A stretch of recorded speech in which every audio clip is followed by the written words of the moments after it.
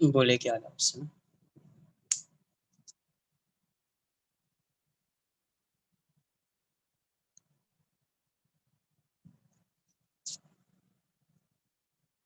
आज booklet complete कर लेते हैं, नेक्स्ट लेक्चर में असाइनमेंट के डाउट्स। यस, डाउट्स ही होगा, पूरा कंप्लीट है अपना सिलेबस, तो डाउट्स ही होगा ना।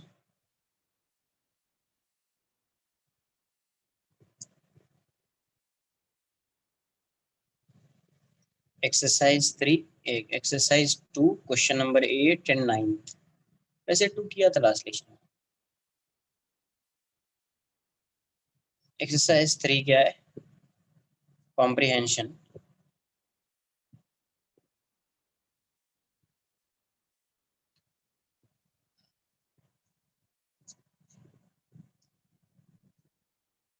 तो नहीं किया है तो फिर भी डिस्कस कर लेते हैं, ठीक है। उसके बाद कोई डाउट्स आया तो ग्रुप में सेंड करना। तो एक्सरसाइज 2 एंड 3 पहले कंप्लीट कर लेते हैं। 2 का भी तो क्वेश्चन किया था मैंने, बट फिर भी कुछ डाउट्स है। Question number 8 and question number 19। 19 को ऑलरेडी डिस्कस किया है यार। क्वेश्चन नंबर 19 तो ऑलरेडी डिस्कस किया है लेक्चर में, लास्ट लेक्चर में, ठीक है। इसको डिस्कस किया है मैंने।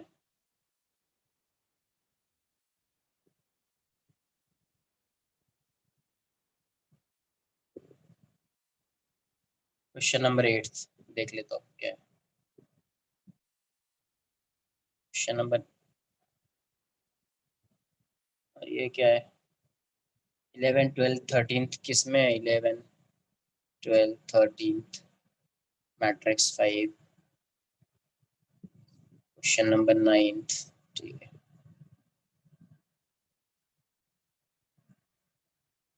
कॉम्प्रिहेंशन 3, ठीक है। तो क्वेश्चन नंबर 8 देख लेते हैं क्या है। Which of the following statement is are correct? When a person walks on a rough surface, the frictional force exerted by surface on the person is opposite to the direction of its motion. आप मुझे ये बताइए कि friction जो act करेगा वो किस direction में एक्ट करेगा? सबसे पहले ये बताओ, फ्रिक्शन जो एक्ट करेगा वो किस डायरेक्शन में एक्ट करेगा? हम्म, ये सब जैसे बाइसिकल वाला टाइप, साइकिल वाला लिया था ना, तो उस टाइप से तुम एक बार एनालाइज करो ना इसको, एक बार से एनालाइज करो, फिर आ जाएगा, सब आ जाएगा। तो फर्स्ट में क्या बोला है? When a person walks on a rough surface, the frictional force exerted by surface on the man is opposite to the direction of its motion. तो ये तो देखो, तुम मुझे ये बताओ, तुम ग्राउंड पे अगर मूव कर रहे हो, ग्राउंड पे, तो तुम फोर्स किस डायरेक्शन में लगाते हो? तुम क्या करते हो?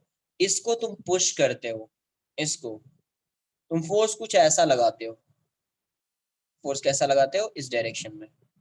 ऐसे जाएंगे ना, ऐसे थोड़ी जाते अपन, ऐसे जाते क्या? ऐसे ऐ, ऐसे आए, ऐसे गए, ऐसे गए, ऐसे थोड़ी होता है। फोर्स लगाते हो आप ऐसा, किसी एंगल पे फोर्स लगाते हो, एंगल पे, है ना, पुश कर रहे हो, तो एंगल पे फोर्स लगाते थे। इसका एक कंपोनेंट ये आता है उस फोर्स का, और एक कंपोनेंट ये आता है, इसको तो नॉर्मल रिएक्शन बैलेंस कर लेता है। तो तुम्हारी टेंडेंसी जो है जाने की, वो इस डायरेक्शन में है। तुम अपवर्ड डायरेक्शन में, तो टेंडेंसी थोड़ी होती है अपनी, अपन तो बैकवर्ड डायरेक्शन में फोर्स लगाते हैं, बट जाते हैं फॉरवर्ड डायरेक्शन में। इसका मतलब ये हुआ कि आप फोर्स अगर ऐसा लगा रहे हो तो इसका एक कंपोनेंट ऐसा, दूसरा कंपोनेंट ऐसा, तो इसको तो नॉर्मल बैलेंस करेगा, और इस फोर्स को, जैसे आप क्या कर रहे हो, इस फोर्स पे, इस डायरेक्शन में फोर्स लगा रहे हो, तो आप इसको मूव कराना चाहते हो इस डायरेक्शन में, तो आप पे फ्रिक्शन किस डायरेक्शन में लगेगा? फ्रिक्शन इस डायरेक्शन में लगेगा। तो आप जा रहे हो इस डायरेक्शन में, तो फ्रिक्शन भी इसी डायरेक्शन में है यहाँ पे। तो फ्रिक्शन किस डायरेक्शन में लग रहा है? Friction along the direction of motion लग रहा है, along the direction of motion है ये, along the direction of motion, along the direction of motion, friction along the direction of motion act कर रहा है। तो फर्स्ट वाला तो इनकरेक्ट है, तो ऑप्शन में भी चाहिए अपने को इनकरेक्ट, तो पहला तो इनकरेक्ट हो जाएगा। सेकंड देख लेते हैं, we can predict the direction of motion of a body from the direction of force acting on it, from the direction of force acting on it. Net force से identify कर सकते हैं net force से, सिर्फ force से नहीं, सिर्फ force से नहीं आइडेंटिफाई कर पाओगे, नेट फोर्स से आइडेंटिफाई कर सकते हैं। बट इसने लिखा है डायरेक्शन ऑफ फोर्स, देख लेते हैं आगे क्या। A body is said to be in translational equilibrium if no net force acts on the body। सही है, करेक्ट। थर्ड वाला ऑप्शन सही है, मतलब ये आंसर नहीं होगा। In case of non-uniform circular motion, angle between velocity and acceleration may be constant। Angle between velocity and acceleration may be constant। तो कांस्टेंट देखो, नॉन यूनिफॉर्म एक्सेलरेशन का मतलब क्या होता है, पहले थोड़ा सा ये थोड़ा सा आगे आ। नॉन यूनिफॉर्म एक्सेलरेशन का मतलब होता है, नॉन यूनिफॉर्म मतलब इसकी वेलोसिटी का मैग्नीट्यूड भी चेंज होगा। इसकी वेलोसिटी का क्या चेंज होगा, मैग्नीट्यूड भी चेंज होगा, है ना। तो अगर इसकी वेलोसिटी का मैग्नीट्यूड चेंज हो रहा है, इसका मतलब ये हुआ ये वेलोसिटी हमेशा चेंज होगी, तो इस डायरेक्शन में एक्सेलरेशन आएगा, इस डायरेक्शन में भी एक्सेलरेशन आएगा, और इस डायरेक्शन में एक्सेलरेशन आएगा। तो इन दोनों का नेट एक्सेलरेशन इस डायरेक्शन में होगा, इन दोनों का नेट एक्सेलरेशन जो है वो इस डायरेक्शन में होगा, ठीक है। तो नेट एक्सेलरेशन अगर इस डायरेक्शन में है, तो इसका मतलब वेलोसिटी और इसके बीच का एंगल ये। तो आगे जाके हो सकता है कि ये एंगल वही रहे, वो डिपेंड करता है ना। मे भी बोला है, मस्ट नहीं बोला है, मस्ट होता तो आंसर नहीं होता। क्वेश्चन में क्या बोला उसने, मे बी, तो मे बी में हो सकता है, मस्ट होता तो आंसर नहीं होता। ये बात आ रही है समझ में। तो in case of non uniform circular motion the angle, translational का मतलब क्या, वेरी यही सब तुम लोग मतलब रिवाइज नहीं किया है कुछ। ट्रांसलेशनल मोशन का मतलब क्या होता था, ट्रांसलेशनल मोशन का मतलब when displacement of each point of a body remains same throughout the motion, then such type of motion is said to be translational motion। तो अभी जितना पढ़ रहे थे कैसा मोशन था, ट्रांसलेशनल, ऐसे मूव कर रहा है या ऐसे मूव कर रहा है या ऐसे मूव कर रहा है, ट्रांसलेशनल मोशन है, सिर्फ मूव कर रहा है, रोटेट नहीं कर रहा है। हाँ, अगर ये ऐसा सर्कुलर पाथ पे रोटेट करता रहेगा तो वो मोशन कैसा हो जाएगा, रोटेशनल। जैसे ये है, ये यहीं पे रोटेट कर रहा है ऐसा, तो ये रोटेशनल मोशन। ट्रांसलेशनल मतलब मूव कर रहा है सिर्फ, और ऐसे मूव कर रहा है, देखो ऐसे जा रहा है तो हर पॉइंट का डिस्प्लेसमेंट सेम है, ये ऐसे जा रहा है तो हर पॉइंट का डिस्प्लेसमेंट सेम है, तो वैसे मोशन को बोलते हैं ट्रांसलेशनल मोशन। तो ट्रांसलेशनल मोशन मतलब इक्विलिब्रियम की बात करेंगे तो इस केस में क्या होता है, इक्विलिब्रियम में नेट फोर्स जीरो हो जाएगा, यहाँ पे नेट फोर्स, ट्रांसलेशनल मोशन में ही नेट फोर्स जीरो होता है।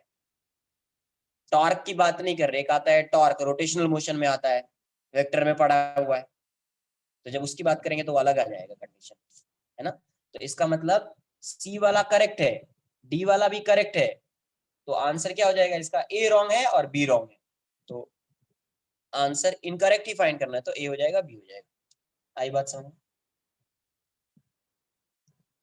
नहीं तो पहले एक बार इसको डिस्कस कर लेता हूँ, फिर इलस्ट्रेशंस पे आएंगे एक साथ, है ना। पहले एक बार इसको कंप्लीट कर लेते हैं, तो फिर मैं वहां पे।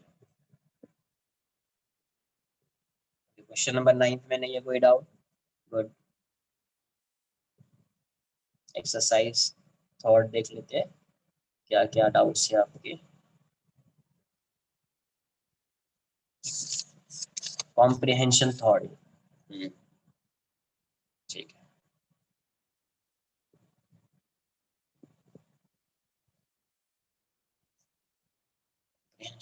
उसमें कुछ 10th क्वेश्चन में मुझे कुछ दिख गया, इसलिए मैं वो चीज पहले ही तुमको एक्सप्लेन कर देता हूँ, वो दिया भी होगा शायद। टर्मिनल वेलोसिटी का मतलब होता है कांस्टेंट वेलोसिटी, एक्सप्लेन किया उसने। टर्मिनल वेलोसिटी मतलब कांस्टेंट वेलोसिटी, क्या हो जाएगी, कांस्टेंट। कांस्टेंट हो गया मतलब इसका एक्सेलरेशन जीरो हो जाएगा, उस इंस्टेंट पे नेट फोर्स पार्टिकल पे क्या होगा, जीरो होगा। एक बार रीड कर लेता हूँ, कुछ ज्यादा ही है रीड करने के लिए इसमें। If a body moves through a liquid or a gas, then the fluid applies a force on the body which is called a drag force। तो देखो सॉलिड में क्या होता है, सॉलिड में जो रिलेटिव मोशन का अपोज करता है तो उस फोर्स को बोलते हैं फ्रिक्शन। लिक्विड और गैस में जो रिलेटिव मोशन का अपोज करता है उसको बोलते हैं विस्कस फोर्स, जो ड्रैग फोर्स बोल रहे हैं अपन। तो direction of drag force is always opposite to the motion of a body relative to fluid. At low speeds of the body drag force F is directly proportional to, तो F D की value दी हुई है kv, and fd is opposite to the direction of velocity, है ना, तो minus होना चाहिए, बट इसने मैग्नीट्यूड दिया हुआ है इसलिए. When k is proportionality constant and depends on the dimension of the body moving in air, it at relatively high speeds, the drag force applied by air on body is proportional to v square instead of v. Okay, it's upon तो k1 v square कुछ नया constant है. अब ये value कितनी हो गई है, k1 v स्क्वायर. k1 कुछ नया कांस्टेंट हो गया, तो ये ca रो डेंसिटी है, फिर k1 की जो वैल्यू है वो रो ca, ये जो है डेंसिटी ऑफ लिक्विड है, डेंसिटी ऑफ एयर है. c is another constant giving the drag property of air is the area cross section of the body. Consider a case that an object of mass m is released from height h and it falls under gravity. As it speeds increases, the drag force starts increasing on the object. Due to this, at some instant, the object attains equilibrium. Equilibrium मतलब net force zero हो जाएगा. Net force zero होगा तो यहाँ पे जो particle की speed होगी, है ना, तो उस स्पीड को ही क्या बोलेंगे, टर्मिनल वेलोसिटी या terminal speed. The speed attained by the body at this instant is called terminal speed of the body. Assume that the drag force applied by air on the body follows the relation Fd equals to kv. वो relation क्या follow कर रहा है, Fd equals to kv, ये relation follow कर रहा है. Neglect the force of buoyancy applied by air on the body, then answer क्या है, what is the pattern of acceleration change of the body. देखो यहाँ से इनिशियली क्या होगा, यहाँ से रिलीज कर रहे हैं, तो रिलीज कर रहे हैं तो इस पे एक्सेलरेशन ड्यू टू ग्रेविटी है, तो पहले ये क्या करेगा, कुछ एक्सेलरेट करेगा. तो कुछ एक्सेलरेट कर रहा है, इसका मतलब क्या हुआ कि अब बोलोगे कि सर यहाँ पे तो ड्रैग फोर्स लग रहा है. ड्रैग फोर्स तो लग रहा है, लेकिन कुछ एक्सेलरेट करेगा तब तो इसकी वेलोसिटी आएगी. जब तक वेलोसिटी नहीं आएगी तब तक ड्रैग फोर्स नहीं लगेगा, है ना. तो पहले ये एक्सेलरेट कर रहा है और यहाँ पे ड्रैग फोर्स लग रहा है. अब ये ड्रैग फोर्स कम है, लेकिन ये वाला एक्सेलरेशन जो डाउनवर्ड डायरेक्शन में mg की वैल्यू ज्यादा होगी, ड्रैग फोर्स की कम होगी, तो ये अभी भी एक्सेलरेट करता आएगा. एक्सेलरेट करेगा, कुछ इंस्टेंट के बाद क्या होगा, mg की वैल्यू इस ड्रैग फोर्स के इक्वल हो गई. mg की वैल्यू इस ड्रैग फोर्स के इक्वल हो जाएगी. तो जब mg की वैल्यू fd के इक्वल हो जाएगी तो अभी वेलोसिटी क्या हो जाएगी, जब mg की वैल्यू इस ड्रैग फोर्स के इक्वल हो जाएगी, है ना, तो f यहाँ पे v की वैल्यू क्या हो जाएगी, कांस्टेंट. नेट एक्सेलरेशन जीरो हो गया, दोनों सेम हो गया, तो v कांस्टेंट हो जाएगा. अगर v कांस्टेंट हो जाएगा तो fd की वैल्यू भी क्या हो जाएगी, कांस्टेंट हो जाएगी. fd की वैल्यू भी क्या हो जाएगी, कांस्टेंट हो जाएगी, और इसकी वैल्यू किसके इक्वल हो जाएगी, mg की. तो इसका मतलब देखो यहाँ से पहले क्या हो रहा है, एक्सेलरेशन पहले g था, फिर डिक्रीज होगा. क्यों डिक्रीज होगा, कि g तो इस डायरेक्शन में लग रहा है, लेकिन इस पे ओपोजिंग फोर्स आ गया इस डायरेक्शन में, तो एक्सेलरेशन उसका डिक्रीज हो जाएगा. डिक्रीज होते होते जीरो हो जाएगा. डिक्रीज होते होते क्या हो जाएगा, जीरो हो जाएगा. और इसकी वेलोसिटी हमेशा इंक्रीज ही होगी और फाइनली यहाँ पे आके कांस्टेंट हो जाएगी, और वो उसके बाद कांस्टेंट ही रहेगी. तो क्वेश्चन में क्या बोला है, what is the pattern of acceleration change of the velocity. It first increases then decreases to zero. It decreases uniformly from starting to zero. It decreases non-uniformly from starting to zero.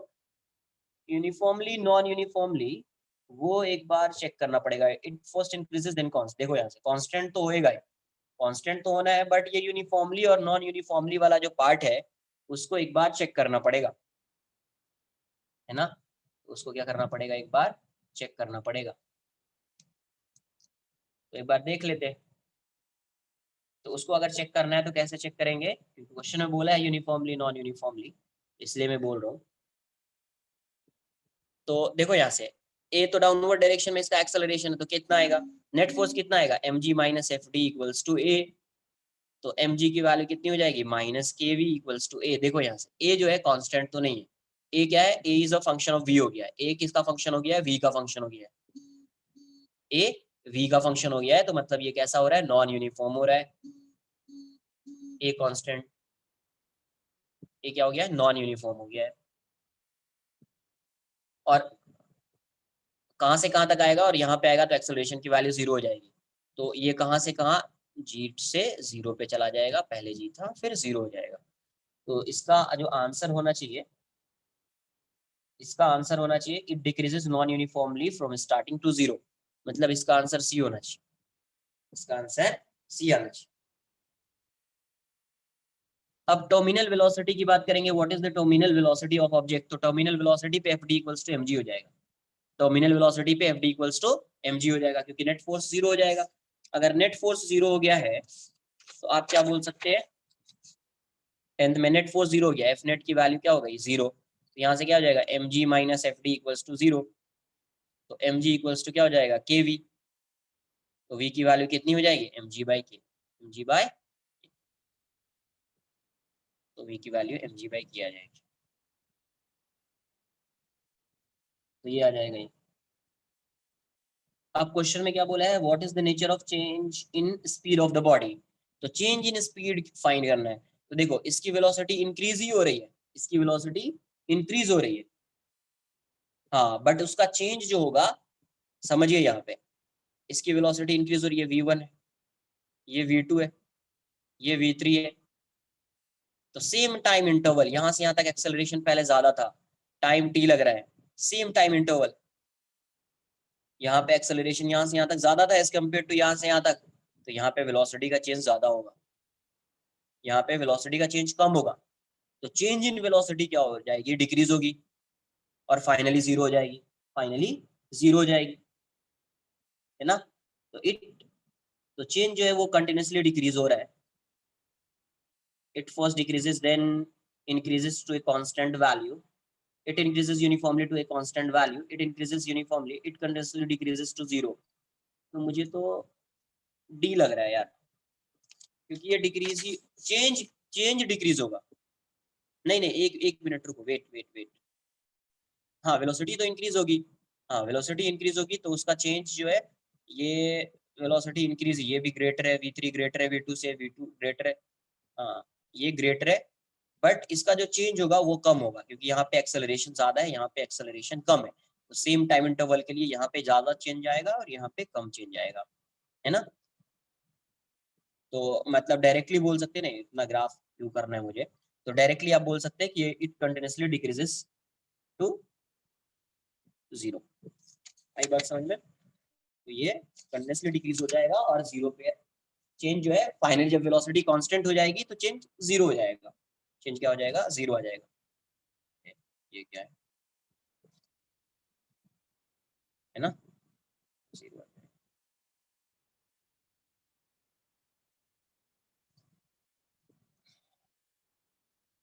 comprehension to question number 6,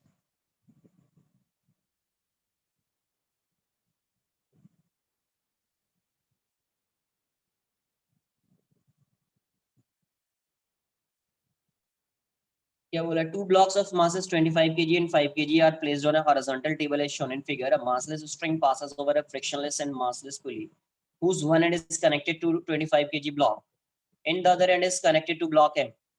The coefficient of friction, between two blocks is 0.3, वो zero दिया हुआ है, the system is released from it. If F m equals to 45 kg, the force of friction between the two blocks, तो पहले देखना पड़ेगा ये दोनों ब्लॉक एक साथ मूव करेगा या नहीं करेगा, वो एक बार चेक करना पड़ेगा, है ना, वो एक बार चेक करना पड़ेगा।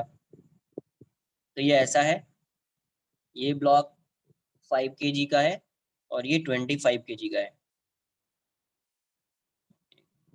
ये 5 kg है और ये 25 kg है और ये इससे कनेक्टेड है,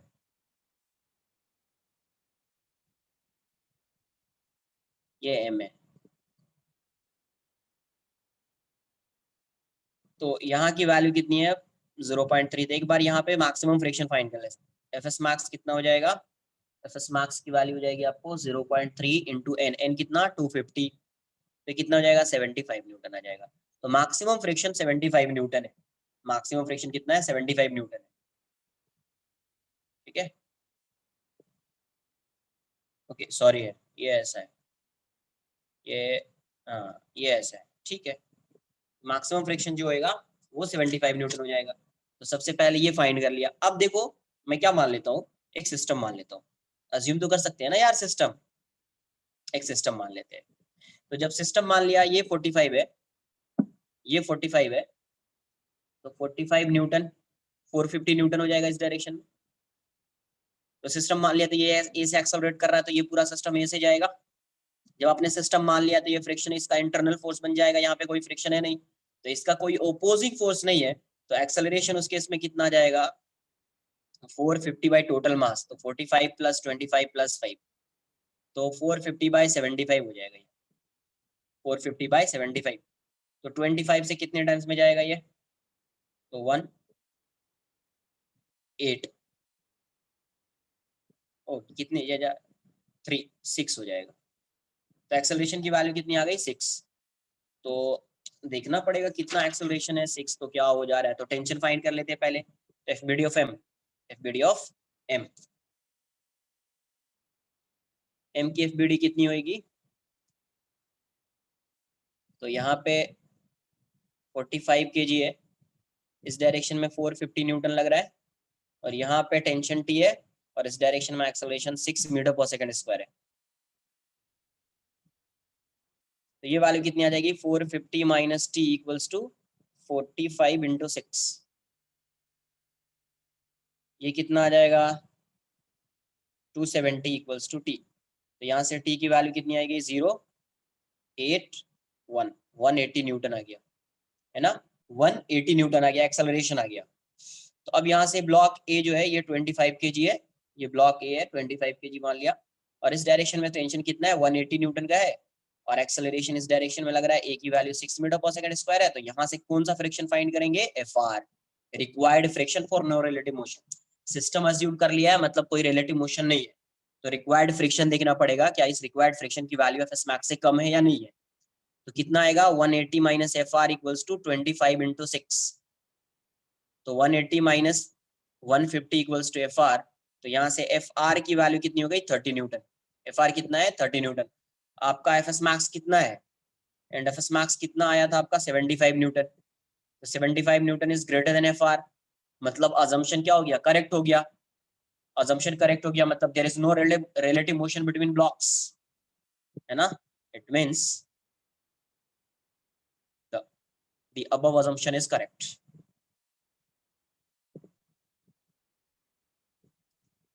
correct है ना, that is there is no relative motion between blocks, that is there is no relative motion between blocks, no relative motion between blocks, कोई relative motion नहीं है, इसका मतलब यस, तभी तो सिस्टम कंसिडर किया ना। तो एफ की वैल्यू कितनी हो जाएगी, एफ आर के इक्वल हो जाती है, इसमें फ्रिक्शन क्या हो जाता है, एफ आर के इक्वल हो जाता है, और कितना हो जाएगा 30 न्यूटन आ जाएगा, कितना आएगा 30 न्यूटन आ जाएगा, कोई रिलेटिव मोशन नहीं है, उसके इसमें फ्रिक्शन कितना आ जाएगा 30 न्यूटन आ जाएगा, एफ आर के इक्वल हो जाता है, फ्रिक्शन स्टैटिक फ्रिक्शन एक्ट करता है, उसके इसमें कौन सा फ्रिक्शन एक्ट करता है, स्टैटिक फ्रिक्शन,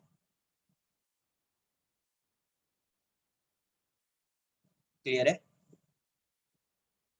तो अब यहाँ से 8th वाला भी आ जाएगा, if m equals to 45 kg the acceleration of the system would be तो 6 मीटर पर सेकंड स्क्वायर। 7th वाला एक बार ट्राई कीजिए, हो जाएगा। स्लिपिंग बोल रहा है, 7th में क्या बोला, find the value of m for which there would be a slipping between the two blocks. Slipping होने का मतलब क्या है, वहां पे रिलेटिव मोशन स्टार्ट होगा, रिलेटिव मोशन स्टार्ट होगा तो क्या हो जाएगा एफ आर, उस केस में क्या हो जाएगा, सिस्टम मान नहीं सकते हैं, हाँ, तो एफ आर ऐसा लिख लेना, F R is greater than F S max लिख लेना, F R is greater than F S max, greater लिख लेना, क्योंकि आपका जो आंसर है एम वो ग्रेटर के टर्म्स में, उसी टर्म्स में, क्लियर, यस, वो वाला आ जाएगा।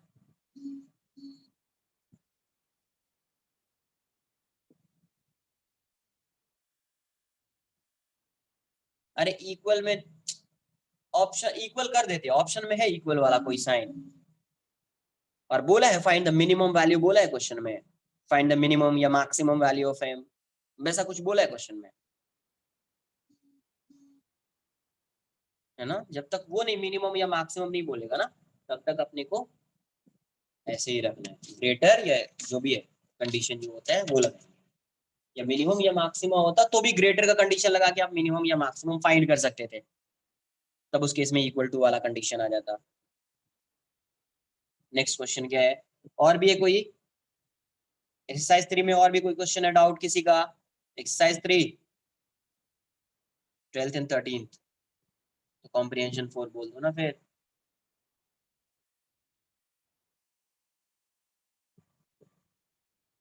मिनट, ये इस टाइप से क्यों आता है, कैमरा तो सही है।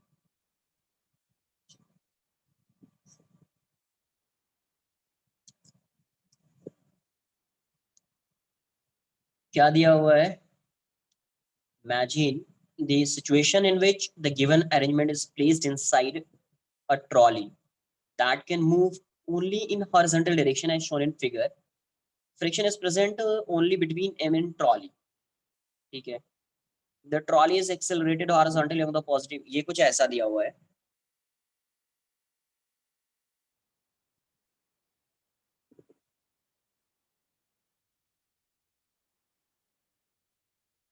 ये पूरी ट्रॉली है और ये ए से एक्सेलरेट कर रहे हैं इसको, और यहाँ पे एक ब्लॉक है, ये कुछ ऐसा है, और यहाँ पे एक ब्लॉक है।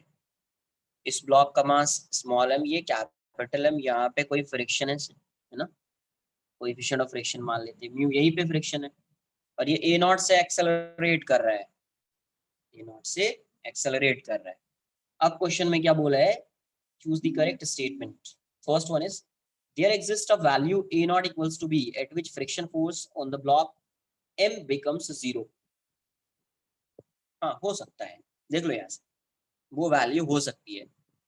ये एम हो गया, तो अब जैसे ये ब्लॉक यहाँ पे है और ये एक्सेलरेट कर रहा है, तो इस पे एक सूडो फोर्स लगेगा एम ए नॉट, और यहाँ पे टेंशन टी लगेगा, है ना। अब देखो, अगर ये सपोज यहाँ पर जो टेंशन टी लग रहा है उसको अगर ये एम ए नॉट बैलेंस कर लिया, इस टेंशन टी को अगर एम ए नॉट बैलेंस कर लेगा, तो उस केस में इस ब्लॉक पे कोई फ्रिक्शन एक्ट नहीं करेगा। आई बात समझ में? मुझे यहाँ पे एक चीज बताइए कि यहाँ पे ये ऐसा सिस्टम दिया हुआ है, तो इस केस में पहले फ्रिक्शन आएगा या टेंशन आएगा? इस केस में ये ऐसा है, पूरा सिस्टम हॉरिजॉन्टल नहीं है, हॉरिजॉन्टल ग्राउंड पे नहीं है, ये ऐसा है, तो इसमें पहले टेंशन आएगा या फ्रिक्शन आएगा, कोई बताएगा क्या?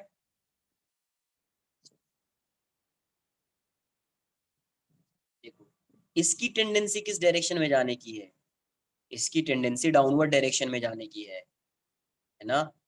तो इसमें पहले यहाँ पे क्या आएगा, टेंशन आएगा,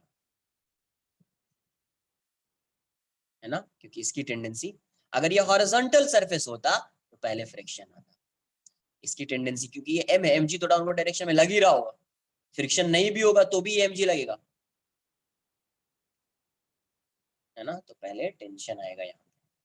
तो इसीलिए देखो यहाँ पे टेंशन टी है, अगर इस टेंशन को ये एम ए नॉट बैलेंस कर रहा है, तो उस केस में फ्रिक्शन की वैल्यू क्या हो जाएगी, 0 हो जाएगी। उस केस में फ्रिक्शन की वैल्यू क्या हो जाएगी, 0 हो जाएगी।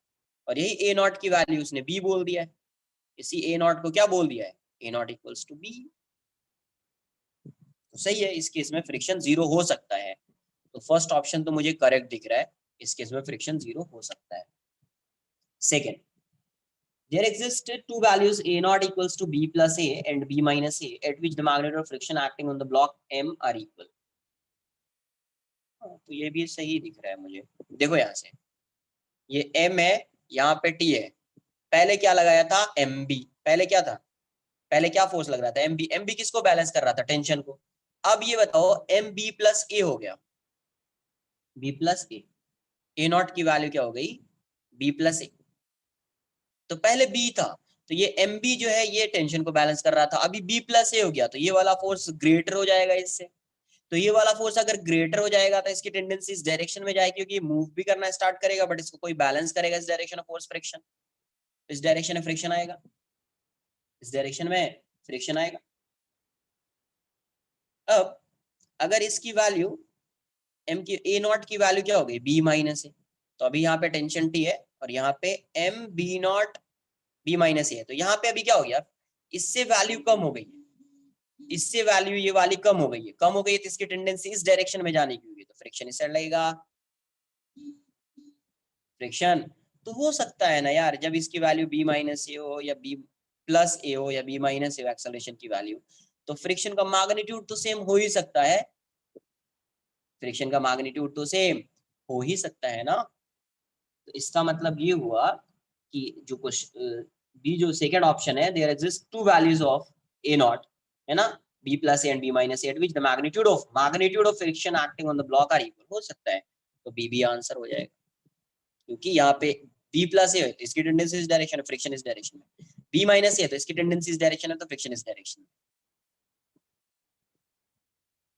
ये आंसर भी हो जाएगा। नेक्स्ट क्या है, the maximum value of static friction act on the block m at 2 acceleration a1 and, तो आप देखो ना, मान लो कि कोई दो एक्सेलरेशन तो आएगा, एक b माइनस ए आ गया तो दूसरा b प्लस ए आ गया, दोनों में फ्रिक्शन लग रहा है, मान लेते हैं कि मैक्सिमम फ्रिक्शन है, तो इस केस में नेट एक्सेलरेशन दोनों का समेशन क्या हो जाएगा, a1 प्लस a2 की वैल्यू क्या हो जाएगी, तो यहाँ पे पहले वाले में b प्लस ए है, दूसरे वाले में b माइनस ए है, तो दोनों को ऐड कर दो, ये जाएगा, तो नेट एक्सेलरेशन इसका कितना हो जाएगा, टोटल समेशन कितना जाएगा, 2b हो जाएगा, तो सही है ना। Maximum value of static friction acts on the block m at which the two accelerations a1 and a2 such that a1 plus a2 is 2b, तो आ गया ना, कोई भी एक्सेलरेशन मानो ना, तो जितना ये प्लस में आएगा उतना ये माइनस में ले लेना, तो माइनस वाला टर्म कैंसिल आउट हो जाएगा, तो a2b आ जाएगा, क्या आ जाएगा 2b, तो इसका मतलब थर्ड ऑप्शन भी क्या है, correct. The maximum value of friction is independent of acceleration a naught, a naught से इंडिपेंडेंट होगा, हाँ मैक्सिमम वैल्यू तो इंडिपेंडेंट होती है ना यार,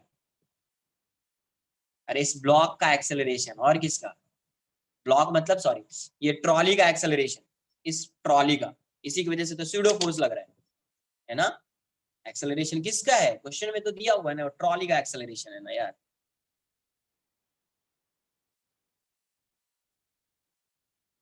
एक्सेलरेशन ट्रॉली का होगा तो स्यूडो फोर्स इस पे लगेगा, इस डायरेक्शन।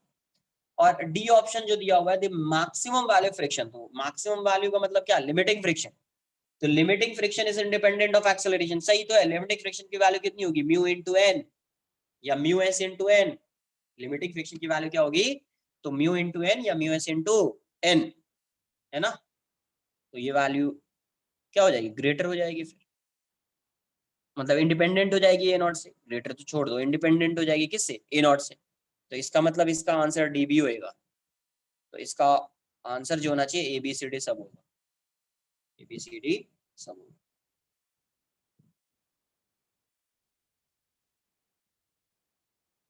यही बात समझ में कुछ, अब 13th हो जाएगा यहाँ से, इसी से रिलेट कर लो ए मार्क्स ए मीन करके। 13 में क्या बोला, if A min and A max are the minimum and maximum value of A not for which the block remains stationary, मतलब ए मार्क्स जो है, ए मार्क्स की जो वैल्यू है, ए मार्क्स की वैल्यू कितनी है, मान लेते हैं बी माइनस ए है और बी प्लस ए है, और ए मीन की जो वैल्यू है बी माइनस ए, और यहाँ पे कैसा फोर्स एक्ट कर रहा है फ्रिक्शन का, तो मैक्सिमम फ्रिक्शन एक्ट कर रहा है, mu into N, mu into N act कर रहा है, ठीक है, और स्टेशनरी रहेगा, म्यू इंटू एन भी एक्ट करेगा तो भी स्टेशनरी रहेगा, तो if A not is less than M in the block, अब ये बताओ, ये ब्लॉक है और ए मार्क्स पे इसकी टेंडेंसी, अगर ए मार्क्स होता है तो एम इंटू ए मार्क्स लिख देता हूँ मैं, तो इसकी टेंडेंसी इस डायरेक्शन में मोशन की होती तो फ्रिक्शन इस साइड लगता, अगर इसकी वैल्यू ए मीन होती तो एम इंटू ए मीन, टेंशन इस डायरेक्शन में, तो इसकी टेंडेंसी इस डायरेक्शन में होती तो फ्रिक्शन इस साइड लगता। अब देखो क्या बोला है, if A not is less then A mean, A minimum से वैल्यू कम होगी ए नॉट की, इससे भी कम है, ए मिनिमम से भी कम है, तब तो यहाँ पे फ्रिक्शन भी एक्ट करेगा, तो ये इस साइड एक्सेलरेट करेगा ना फिर, है ना, तो डाउनवर्ड डायरेक्शन में एक्सेलरेशन, अब खुद से रिलेट कर लो यार, खुद से रिलेट हो जाएगा, बाकी सब हो जाएगा। और भी कोई एक्सरसाइज 3 से कोई doubt,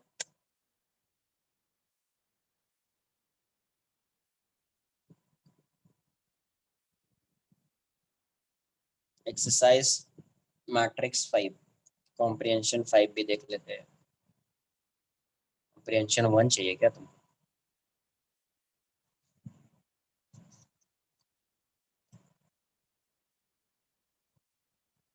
two containers of sand S and H are arranged doubts हो जाएगा तो छोड़ दूंगा, वो डाउट पे डिपेंड है। एक्सरसाइज 4 तो डिस्कस करके ही छोड़ूंगा, कुछ भी हो जाए नेक्स्ट लेक्चर में, तभी असाइनमेंट डिस्कशन होगा, नहीं तो फिर डिस्कस नहीं कर पाएंगे अपन। Two containers of sand S and H are arranged like the blocks in figure 1. The container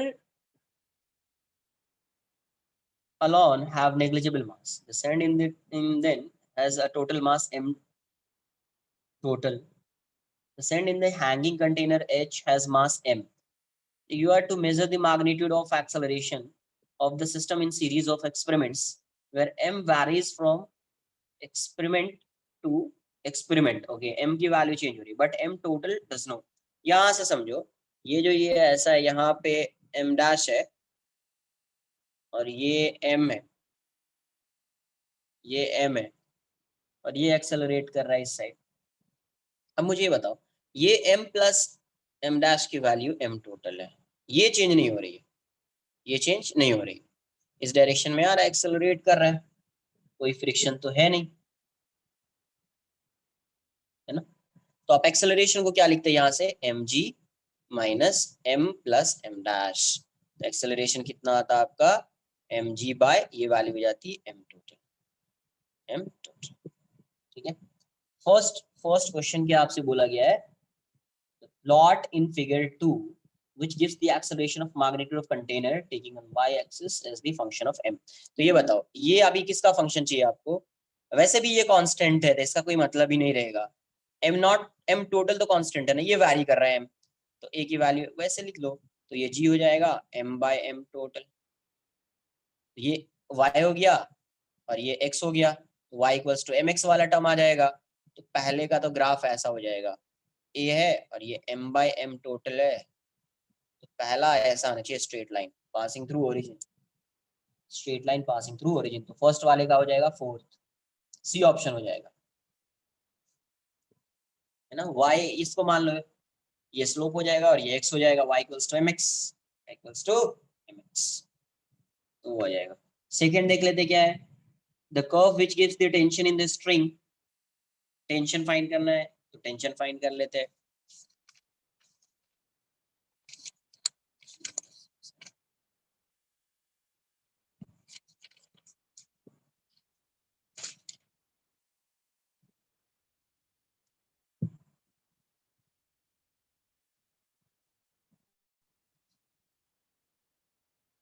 tension find करना है तो किसी एक का एफबीडी बना दो, एम डैश यहाँ पे टी है और ये एक्सेलरेट कर रहा है ए से, तो टी की वैल्यू हो जाएगी एम डैश ए, तो टी एम डैश ए की वैल्यू क्या है M G by M total, तो एम के टर्म्स में चाहिए तो एम डैश क्या हो जाएगा M total minus M into M G by M total. तो यहां से ये क्या आ गया, टी इक्वल्स टू मल्टीप्लाई कर दो तो ये हो जाएगा M into M total minus M square by M total into G. देखो तो ग्राफ चाहिए T and M by M total, तो ये वैल्यू क्या है तुम्हारी, ये तो कांस्टेंट है, तो बेसिकली ग्राफ किसमें देखना है आपको, टी एंड एम में देखना है, किसमें टी एंड एम। तो यहां से देखिए ये जो वैल्यू आ रही है टी, तो यहाँ पे ये y हो गया, ये m है, ये एम स्क्वायर है, तो क्वाड्रेटिक आ गया, क्वाड्रेटिक में भी एम स्क्वायर का कोएफिशिएंट नेगेटिव है, तो डाउनवर्ड पैराबोला होगा, क्या होगा डाउनवर्ड पैराबोला। तो ग्राफ ऐसा आना चाहिए, ये t हो जाएगा और ये m बाय m टोटल, तो m का जो ग्राफ आएगा वही m बाय m टोटल का आएगा, वैल्यूज में थोड़ा चेंज हो जाएगा, ये सिर्फ क्योंकि ये तो कांस्टेंट है, इसके इससे कोई मतलब ही नहीं अपने को, ये कांस्टेंट है, तो ग्राफ इसका ऐसा है। इसके अकॉर्डिंग इसका आंसर ग्राफ फिफ्थ है, तो इसका डी आ जाएगा आंसर, क्या आ जाएगा डी आ जाएगा। नेक्स्ट 17th देख लेते क्या है,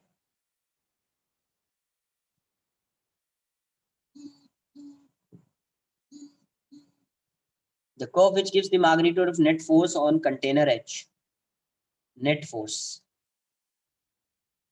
तो नेट फोर्स फाइंड कर लो उस पे, नेट फोर्स की वैल्यू क्या होगी, net force mass into acceleration आ जाएगा, m है इस डायरेक्शन में आ रहा है ये, तो नेट फोर्स क्या हो जाएगा mass into acceleration F net m into A, तो m हो गया, a की वैल्यू क्या है M G by M total, तो ये कितना हो गया M square G by M total, तो ये वाली m बाई एम टोटल चाहिए तो कांस्टेंट है, तो ये क्वाड्रेटिक आ गया है, क्वाड्रेटिक में एम स्क्वायर का कोएफिशिएंट जी हो जाएगा, जी पॉजिटिव वैल्यू यहाँ पे, तो ये अपवर्ड पैराबोला हो जाएगा, तो ये ऐसा आ जाएगा, इस टाइप से आ जाएगा, डेफिनेट हो गया m बाई एम टोटल। इसका ग्राफ ऐसा हो जाएगा। आई बात समझ में क्या? इसका ग्राफ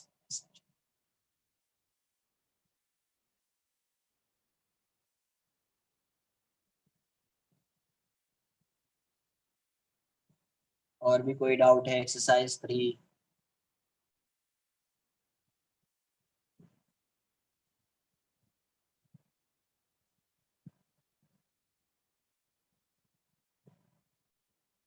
मैट्रिक्स 2 पार्ट सी।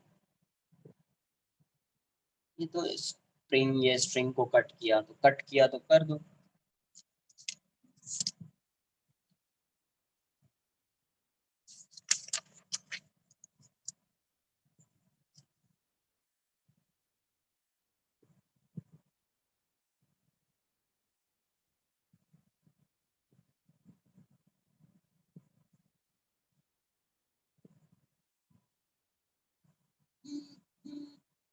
क्या बोला है? ये पहले ये ऐसा है, स्प्रिंग है ये, यहाँ पे स्प्रिंग 1,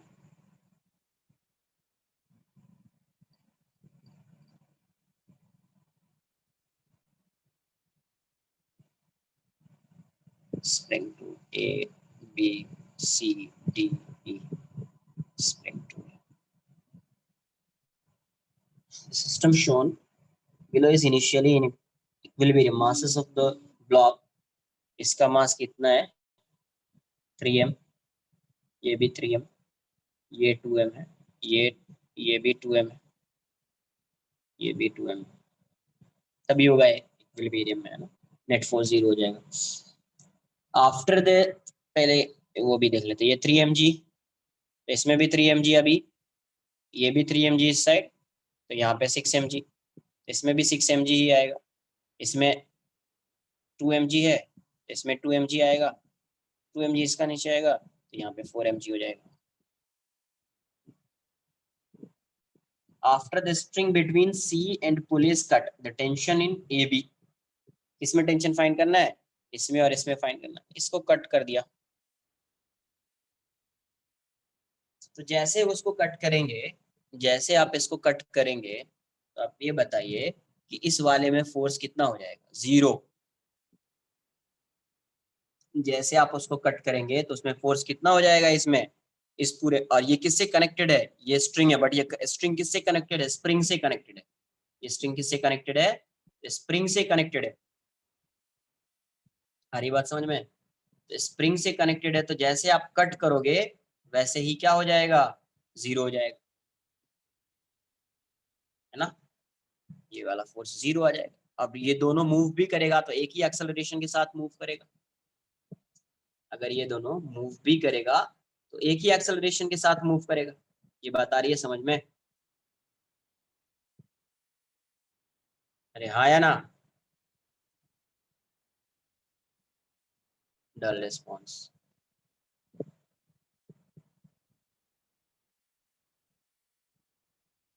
क्लियर है ना? तो अब मूव भी करेगा, तो अब फाइंड कर लो ना यार, दोनों का एक्सेलरेशन सेम मान लीजिए, एफबीडी बना दीजिए, टेंशन 3g अभी नहीं होएगा, है ना, इस डायरेक्शन में टेंशन थोड़ा कुछ कम होएगा, तो देख लेते कितना आता है ना। टेंशन एक बार फाइंड कर देखो कितना आता है। इतना समझ में आ गया तो आंसर तो आना चाहिए अभी।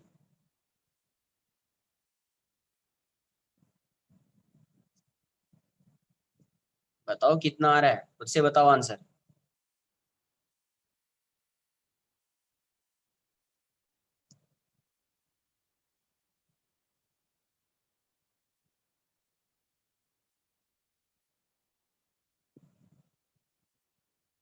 एफबीडी बना लो ना यार, इतना तो अब आना चाहिए ना तुमको। 3mg, टेंशन टी, एक्सेलरेशन ई, 3m, कितना आएगा? 3mg minus T equals to 3m है इक्वेशन में, इसका बना लो एफबीडी। ए का है, ये FBD बी का है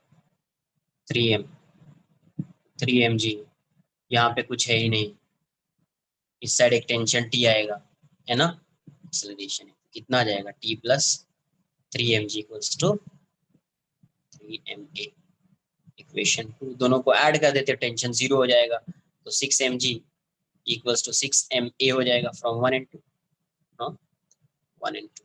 तो यहाँ से ये जाएगा, ए की वैल्यू जी हो गई, तब तो टेंशन 0 आ जाएगा, ए की वैल्यू जी हो गई तो फ्रॉम इक्वेशन 2 से क्या हो जाएगा, from 2 T plus 3 mg equals to 3 mg, तो टेंशन की वैल्यू हो गई 0, टेंशन की वैल्यू क्या हो जाएगी 0, टेंशन इसमें 0 आ जाएगा, पहले 3 mg था अभी 0 आ गया है, तो इंक्रीजेस तो नहीं होगा, 0 आ गया तो डिक्रीज कर रहा है, तो P वाला आंसर तो नहीं होगा, डिक्रीजेस, डिक्रीज कर रहा है, हाँ पहले 3 mg था अभी 0 आ गया, डिक्रीज कर रहा है, तो Q तो आंसर आएगा, एक तो Q आएगा, डज नॉट चेंज ये तो नहीं होगा 0, तो Q और S हो जाएगा इसका, Q एंड S,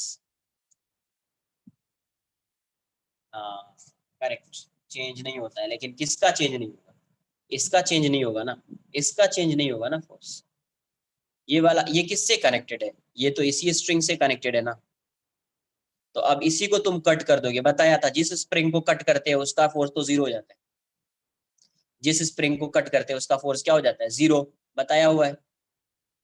अब यहाँ पे स्ट्रिंग को कट करोगे, स्ट्रिंग किससे कनेक्टेड है, स्प्रिंग से कनेक्टेड है, तो यहाँ पे जितना फोर्स होएगा उतना फोर्स इसमें होगा, जितना यहाँ पे फोर्स होगा उतना फोर्स, इसको कट कर दिया ये 0 हो जाएगा, तो ये स्प्रिंग का फोर्स भी 0 हो जाएगा, एक ही साथ कनेक्टेड है ना।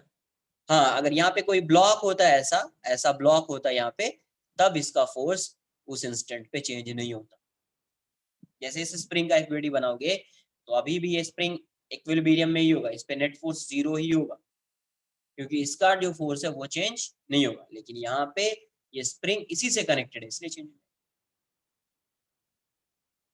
हाँ यस, बोल सकते कि ये पूरा एक स्प्रिंग ही है, ऐसा भी बोल सकते हैं आप, क्लियर है। एक्सरसाइज 4 पे आ जाते हैं अब,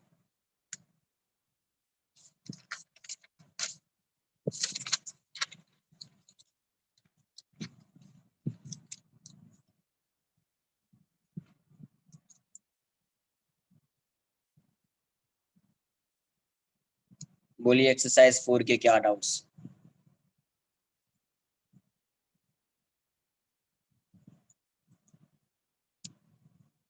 एक्सरसाइज 4 कुछ डाउट्स है क्या, क्वेश्चन नंबर 15th 10th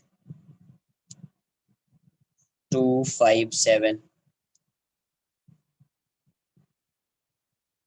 47 4 17 29,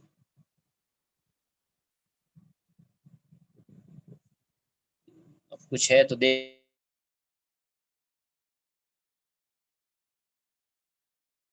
लो, 1 2 1 3 12th देख लेते हैं, एक्सरसाइज 4 क्वेश्चन नंबर 2 देख लीजिए क्या दिया हुआ है, a flexible chain of weight 10 newton hangs between 15th लिखा हुआ है, hangs between the two fixed point A and B, which are at the same horizontal level. The inclination of the chain with the horizontal at both the points of support is 45 degree. Find the tension of the chain at the midpoint. तो देखो ये ऐसा है 45 degree पे, तो कुछ ऐसा होगा चेन, यही एंगल 45 डिग्री, यहाँ पे टेंजेंट ड्रॉ करोगे तो ये 45 है और ये 45 है, आपको इस पॉइंट पे क्या चाहिए, इस पॉइंट पे आपको टेंशन चाहिए, तो FBD एक बार ड्रॉ कर लेते हैं, ये पॉइंट क्या है A और ये पॉइंट B है, ठीक है। तो अगर पहले पूरे का FBD में ड्रॉ कर लेता हूँ, कुछ रिलेशन फाइंड कर लेता हूँ जो आगे यूज होगा, तो यहाँ से अगर पूरे का FBD बनाओगे तो यहाँ पे ऐसा आएगा, यहाँ पे टी आएगा, उल्टा ही फोर्स होता है TB, और यहाँ पे टी आएगा और ये 45 पे है तो ये 45 डिग्री पे है, है ना ये वाला। तो ये हो जाएगा TA/√2, फिर ये हो जाएगा TB/√2, ये TA/√2 ये भी हो जाएगा 45 45 है, तो ये हो जाएगा TB/√2, ये हो जाएगा TB/√2, और यहाँ पे आएगा डाउनवर्ड डायरेक्शन में 10 न्यूटन, कितना आएगा 10 न्यूटन। तो देखो ये मूव तो नहीं कर रहा है, तो एक्स डायरेक्शन में फोर्स सेम हो जाएगा, तो ये इसको ये दोनों इक्वल हो जाएगा, है ना। तो TA/√2, यस। चैप्टर खत्म हो चुका है, जितना कॉन्सेप्ट है वो कंप्लीट हो चुका है। नेक्स्ट लेक्चर में भी यही होगा, डाउट ही होगा नेक्स्ट लेक्चर में भी। √2 कैंसिल आउट हो जाएगा, TA=TB हो जाएगा, TA=TB। मैं इसको T बोल देता हूँ, लेट से T, ठीक है। तो इस डायरेक्शन में कितना फोर्स आएगा, तो TA/√2 plus TB/√2 work power energy equals to 10। तो यहाँ से ये √2 आ गया, ये आ जाएगा TA, या सर्कुलर मोशन भी हो सकता है, वो आपके बुकलेट में देखना पड़ेगा, वर्क पावर एनर्जी या सर्कुलर मोशन जो भी है वो आ जाएगा। तो ये 2T हो जाएगा बाय √2 इक्वल्स टू 10, तो इससे 5 टाइम्स में जाएगा, तो T की वैल्यू हो जाएगी 5 √2। T कितना आ गया 5 √2। तो अपन ने फाइंड कर लिया यहाँ का टेंशन और यहाँ का टेंशन फाइंड किया। अभी मुझे यहाँ का टेंशन चाहिए, कहाँ का, यहाँ का टेंशन चाहिए, ठीक है। तो मैं मुझे यहाँ का टेंशन चाहिए, तो इतना ही FBD मैं ड्रॉ करूंगा, इतने पार्ट का, इतने ही पार्ट का मैं FBD ड्रॉ करूंगा। तो FBD क्या आ जाएगा उतने पार्ट का, तो उसका FBD ऐसा होएगा। तो यहाँ पे टेंशन, ये ऐसा मिड पॉइंट है तो हॉरिजॉन्टल बन जाएगा टेंशन। तो ये इस पॉइंट पे TM बोल देता हूँ, मिड पॉइंट का टेंशन यहाँ पे T है। इसका एक कंपोनेंट इस साइड TA/√2, इसका एक कंपोनेंट इस साइड TA/√2, और यहाँ से यहाँ तक जो है, यहाँ से यहाँ तक जो है वो क्या है 10 न्यूटन है, तो हाफ होगा, तो ये वैल्यू कितनी हो जाएगी 5 न्यूटन। टोटल 10 न्यूटन है, तो यहाँ से यहाँ तक का कितना आएगा 5 न्यूटन।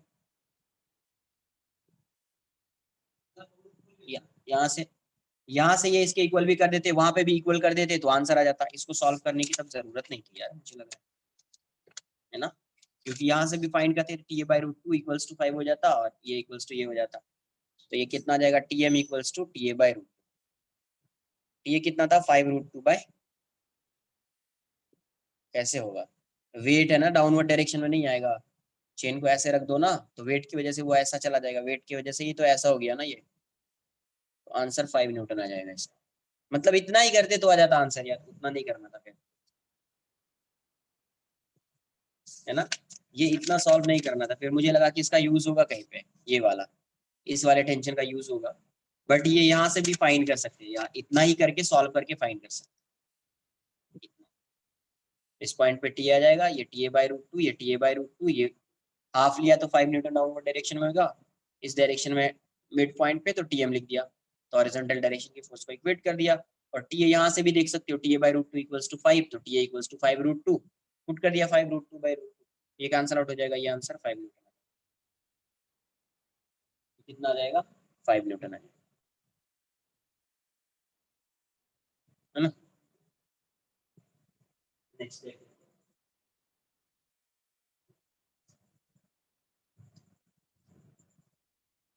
नेक्स्ट क्वेश्चन जो है कौन सा है आपका,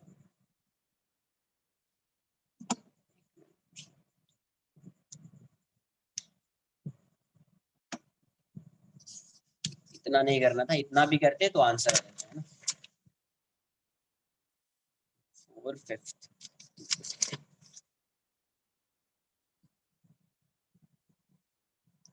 4th देख लेते क्या है। A heavy spherical ball is constrained in a frame as shown in figure. The inclined surface is smooth. The maximum acceleration with which the frame can move without causing the ball to leave the frame. Okay, ये ऐसा है, देखो ये कुछ ऐसा given, ये कुछ ऐसा है, यहाँ पे एक बॉल है, यहाँ पे एक बॉल है ऐसा, ये आपका 30 डिग्री है और ये एक्सेलरेट कर रहा है। देखो क्वेश्चन में आपको क्या चाहिए, you have to find the maximum value of acceleration. A की मैक्सिमम वैल्यू चाहिए, इस ए की मैक्सिमम वैल्यू चाहिए, है ना. A heavy spherical ball is constrained in a frame as shown in figure. The inclined surface is smooth.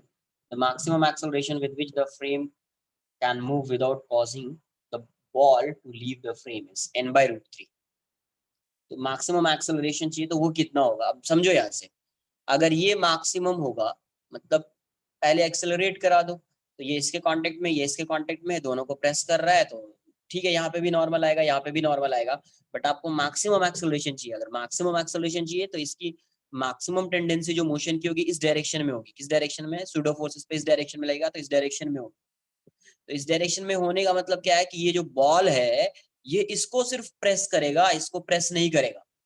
तो अगर इसको प्रेस ही नहीं कर रहा है, इसका मतलब यहाँ पे कोई नॉर्मल रिएक्शन की वैल्यू नहीं होगी. नॉर्मल रिएक्शन की वैल्यू यहाँ पे 0 हो जाएगी. वहां पे नॉर्मल रिएक्शन की वैल्यू क्या हो जाएगी? 0 हो जाएगी. आई बात समझ में कुछ? क्योंकि ए क्या चाहिए आपको? मैक्स. तो मैक्सिमम एक्सेलरेशन से एक्सेलरेट करोगे तो इस डायरेक्शन में मैक्सिमम फोर्स लगेगा. तो इसकी टेंडेंसी इसको प्रेस करने की है. अभी इस वाले सरफेस को, यहाँ पे जो कांटेक्ट में, इसको प्रेस करेगा. ये इसको प्रेस नहीं कर पाएगा. प्रेस नहीं करेगा तो नॉर्मल रिएक्शन 0 हो जाएगा वहां का. तो एफबीडी अगर आप बनाओगे तो ये वाला नॉर्मल आएगा ही नहीं, ये वैल्यू 0 हो जाएगी. इसका ये नॉर्मल आएगा. Very good. इसका मतलब है तुमने बहुत अच्छे से रिवाइज किया है. क्या बताया है? नॉर्मल कब लगता है ये बताओ. जबकि एग्जाम्पल भी कराया था कि दो ब्लॉक कांटेक्ट में है बट नॉर्मल रिएक्शन 0 हो जाएगा. एग्जाम्पल कराया है. ये बताओ, तुम ऐसे समझ लो, ये ऐसा है, ऐसा ब्लॉक रखा हुआ है, क्या होगा नॉर्मल रिएक्शन? ये तो कांटेक्ट में है, नॉर्मल रिएक्शन कुछ होगा क्या इसका? जब तक तुम यहाँ पे फोर्स ही नहीं लगाओगे, तो जब तक ये इसको प्रेस ही नहीं करेगा तो नॉर्मल रिएक्शन कहाँ से आएगा? तो नॉर्मल रिएक्शन के लिए कांटेक्ट में होना कंपलसरी नहीं है, वो तो होना ही है. मतलब कांटेक्ट में होने से ही सिर्फ नॉर्मल रिएक्शन नहीं लगता है. इसका मतलब इसका कंडीशन सिर्फ एक ही कंडीशन नहीं होगा कि सिर्फ कांटेक्ट में है, यही कंडीशन नहीं होगा. सेकेंड कंडीशन ये भी होना चाहिए, आपको लिखाया था है ना, bodies must pressed against each other. जब तक ये एक दूसरे को प्रेस नहीं करेगी तब तक कोई नॉर्मल रिएक्शन नहीं आएगा. तो यहाँ पे ये वाली वैल्यू 0 हो जाएगी, ये वाला नॉर्मल आएगा. तो ये एंगल 30 डिग्री दिया हुआ है, इसका एक कंपोनेंट इस साइड हो जाएगा. ये 30 है तो ये 30 आ जाएगा. तो इसकी वैल्यू n2 cos 30 और यहाँ पे n2 sin 30 और यहाँ पे mg आ जाएगा. और यहाँ पे एक सूडो फोर्स लगेगा इस डायरेक्शन में, m इंटू ए. तो इस फोर्स को ये बैलेंस करेगा और इस फोर्स को ये बैलेंस करेगा. तो n2 sin 30 इक्वल्स टू कितना आएगा? ma and n2 cos 30 equals to cos 30 equals to mg. Divide कर दो, tan 30 equals to a by g. a by, तो a की वैल्यू कितनी? g tan 30, तो 10 अपॉन रूट 3. 10 अपॉन,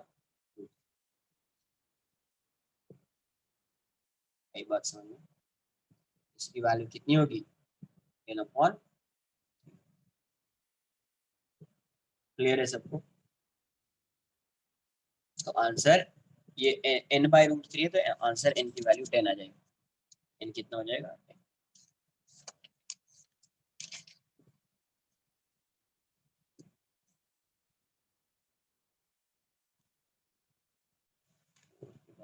भी है.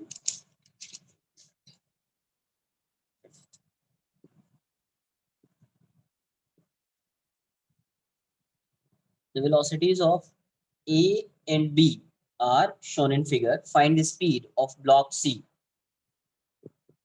ये कुछ ऐसा दिया हुआ है, ये ऐसा है, ये ऐसा है. यहाँ पे एक ब्लॉक है, यहाँ पे एक पुली है, ये इससे कनेक्टेड है, यहाँ से है, ये ऐसा है, ये ऐसा जा रहा है, यहाँ पे एक ऐसा है, ये ऐसा है. ये एक मिनट रुको, एक मिनट ड्रॉ करने दो फिर मैं. ब्लॉक भी है, ये इस डायरेक्शन में जा रहा है कितने से? 2-3 मीटर, 3 मीटर पर सेकेंड से. और ये इस डायरेक्शन में 1 मीटर पर सेकेंड से. और ये आपका ए है. एक मिनट, कहाँ पे? किसको डाउट था यार? हैंड रेस करो.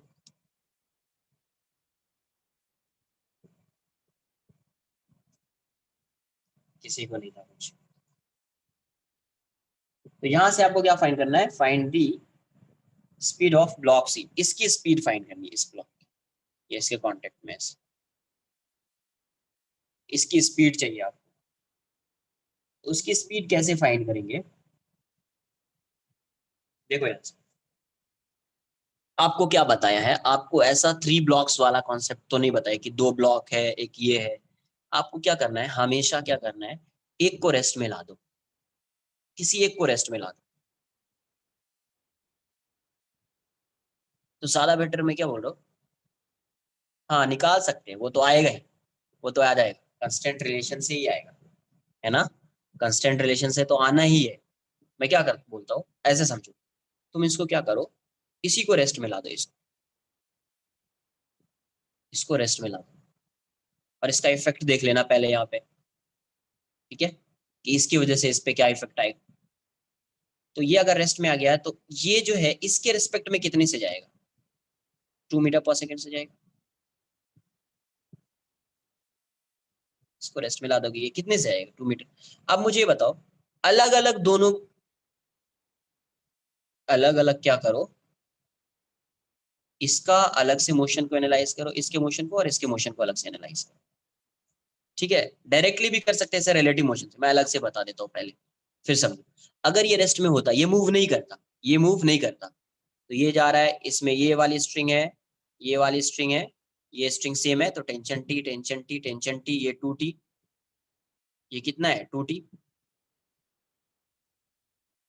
तो ये अगर 1 से जा रहा है तो ये कितने से, ये इस डायरेक्शन में जा रहा है आगे, तो ये आगे आएगा, तो ये पुली आगे आएगी, ये पुली आएगा, ये तो मूव नहीं करेगा, ये पुली आगे आने का मतलब ये स्ट्रिंग आगे गई, ये स्ट्रिंग आने का मतलब ये वाली स्ट्रिंग इस साइड आएगी, मतलब ये ऊपर जाएगा, कितने से, ये 2T है, तो 2T इंटू 1, और ये कितना हो जाएगा, ये -2T है, इस डायरेक्शन में 2T है, तो +T into VC1 equals to 0। तो यहाँ से VC1 की वैल्यू कितनी हो जाएगी, 2 हो जाएगी, VC1 की वैल्यू कितनी हो जाएगी, 2 हो जाएगी।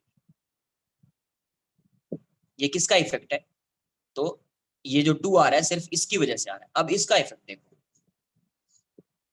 अब इसको मान लो रेस्ट में, इसको रेस्ट में मान लो, अब इसका इफेक्ट देखो, तो ये ऐसा है, यहाँ पे टेंशन कितना होएगा, इसके लिए टेंशन कितना, ये ऐसा है, यहाँ पे कुछ है नहीं, टेंशन टी है, इसका टेंशन कंसिडर ही नहीं करना है क्योंकि ये ब्लॉक है। अब यहाँ पे एक टेंशन है, तो ये वाला टेंशन टी है, और यहाँ पे टेंशन टी है, और ये इस डायरेक्शन में अगर ये आगे जाएगा, इसको रेस्ट में ला दिया, ये आगे जाएगा, मतलब ये वाली स्ट्रिंग इस साइड आएगी, ये इस साइड जाएगी, ये इस साइड डाउनवर्ड डायरेक्शन में आएगा, ये इस डायरेक्शन में आएगा, टेंशन इस डायरेक्शन में, बट इसकी टेंडेंसी VC2 इस डायरेक्शन की, इस डायरेक्शन की, इस डायरेक्शन की, और ये कितने से जा रहा है, 3 से जा रहा है, 3 मीटर पर सेकेंड से। तो यहाँ से देखिए, यहाँ से इसके रेस्पेक्ट में बात कर रहे हैं, इसके रेस्पेक्ट में, इसके रेस्पेक्ट में ये डाउनवर्ड डायरेक्शन में आ रहा है, किसके रेस्पेक्ट में, इसके रेस्पेक्ट में, तो ये कितना आएगा, ये सेम टेंशन, यही टेंशन जो है जिसका वर्क डन होगा, इन दोनों का तो 0 हो जाएगा। नहीं, एक और टेंशन है यहाँ पे यार, ये वाला भी है, तो अलग, मैं इसको अलग से ड्रॉ कर देता हूँ,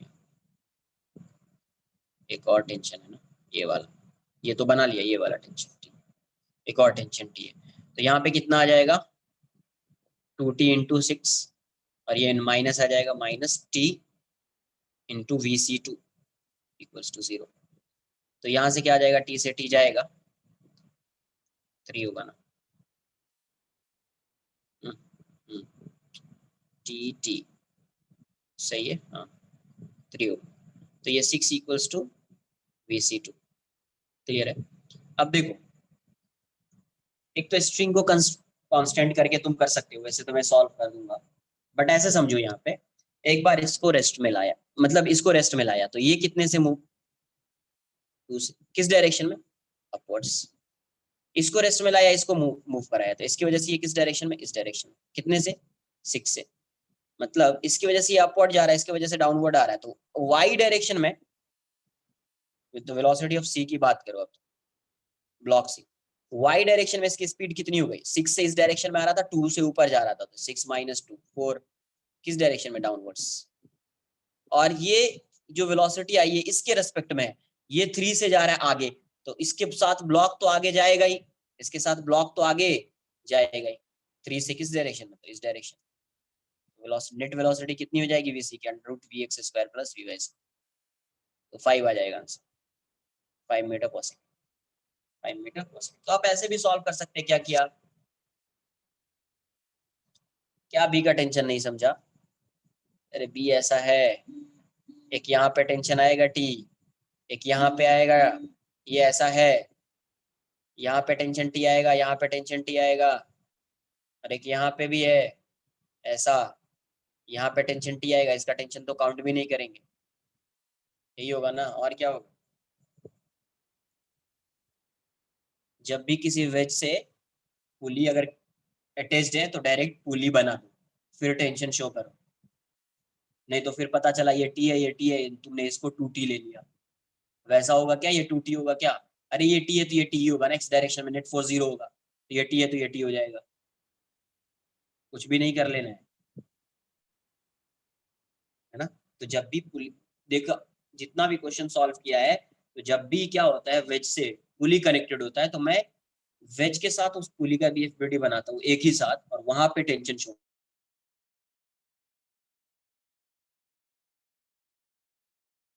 करता हूँ, वहां पे कभी मिस्टेक नहीं हुआ। एक बार, एक बार इसको रेस्ट में लाया, फिर इसको रेस्ट में लाया, कर सकते हैं, कर सकते हैं, एक्स मानना पड़ेगा, वाई मानना पड़ेगा, बट थोड़ा वो कॉम्प्लिकेटेड दिखेगा, तो ज्यादा better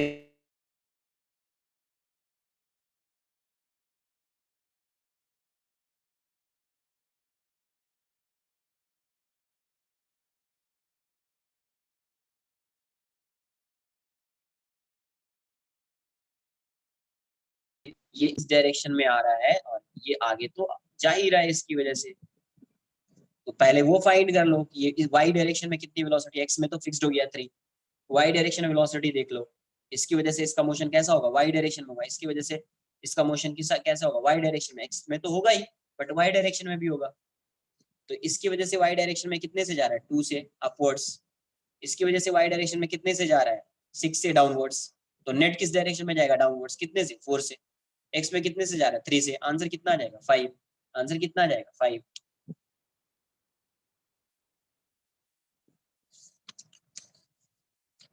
next question number 7,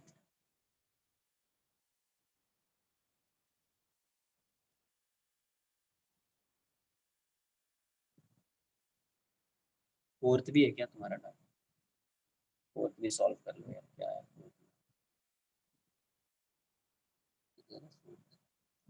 fourth, तो सॉल्व किया ना मैंने, फोर्थ, हाँ फोर्थ सॉल्व किया, सेकंड भी सॉल्व किया ना, सेकंड फोर्थ फिफ्थ, हाँ सही। नेक्स्ट क्या है, क्वेश्चन नंबर 7, क्या बोल रहा है, two man A and B of equal mass are holding the free ends of a massless rope which passes over a frictionless light pulley. Man A climbs up the rope with acceleration 10 meter per second square relative to the rope, while man B hangs on without climbing. मतलब उसका कुछ acceleration नहीं होगा, फिर string के साथ ही जाएगा क्या वो, या नेट नेट फोर्स उस पर 0 हो जाएगा, ये हो जाएगा। Find the acceleration of man B relative to ground, relative to, ये ऐसा है, ऐसा ऐसा है, ये ए मान लेते हैं, ये बी मान लेते हैं, इक्वल मासेस, मास तो गिवन है नहीं, तो इसका भी मास है में और इसका भी मास है। इसका जो है acceleration of A with respect to rope, ये है 10 मीटर पर सेकंड स्क्वायर, इस डायरेक्शन में अपवर्ड्स, और ये क्लाइम नहीं कर रहा है, तो आपको बताना एक्सेलरेशन ऑफ बी बताना है विद रिस्पेक्ट टू ग्राउंड, इसकी वैल्यू बतानी है, इसकी वैल्यू बतानी है, इसकी वैल्यू बतानी है, तो देखना पड़ेगा इसकी वैल्यू आएगी कितनी।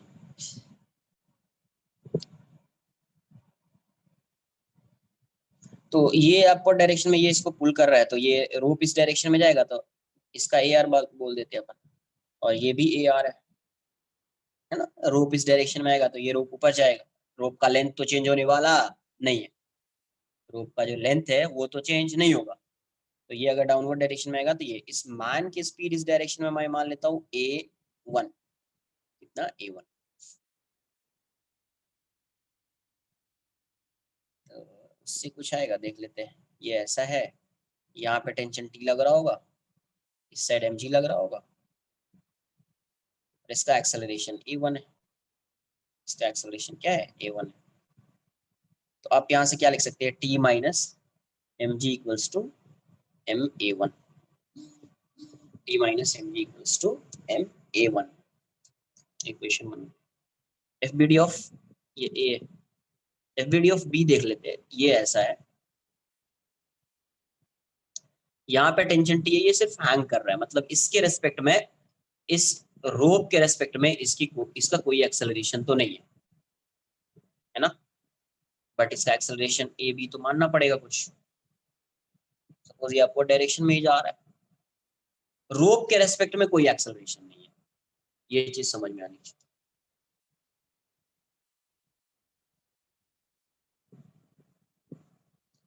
सही माना है ना यार। तो acceleration of rope with respect to B ये जीरो कर दिया, acceleration of rope minus acceleration of B equals to zero, acceleration of B equals to acceleration of A R हो जाएगा। ठीक है, तो यहाँ से क्या आएगा, यहाँ से ये वैल्यू कितनी हो जाएगी, इस डायरेक्शन में माना तो ये ऊपर जाएगा। एक मिनट, ये वैल्यू गलत, ये किस डायरेक्शन में मान रहे हैं इसको, ऊपर डायरेक्शन में मान रहे हैं, A1 है। एक मिनट रुको पहले, and acceleration of 1 with respect to rho, ये कितना आएगा, ये 10 है, तो ये A1 minus A R equals to 10 हो जाएगा। तो ये वैल्यू ए आर की वैल्यू कितनी हो जाएगी, या A1 की वैल्यू कितनी हो जाएगी, 10 plus A are, 10 plus A are, है ना। एंड फर्स्ट वाला इक्वेशन क्या बन जाएगा आपका, T minus M G equals to M into 10 plus A R, ये वाला इक्वेशन ये हो जाएगा, इसको इक्वेशन ए बोल देते हैं। अब इसका एफबीडी बना,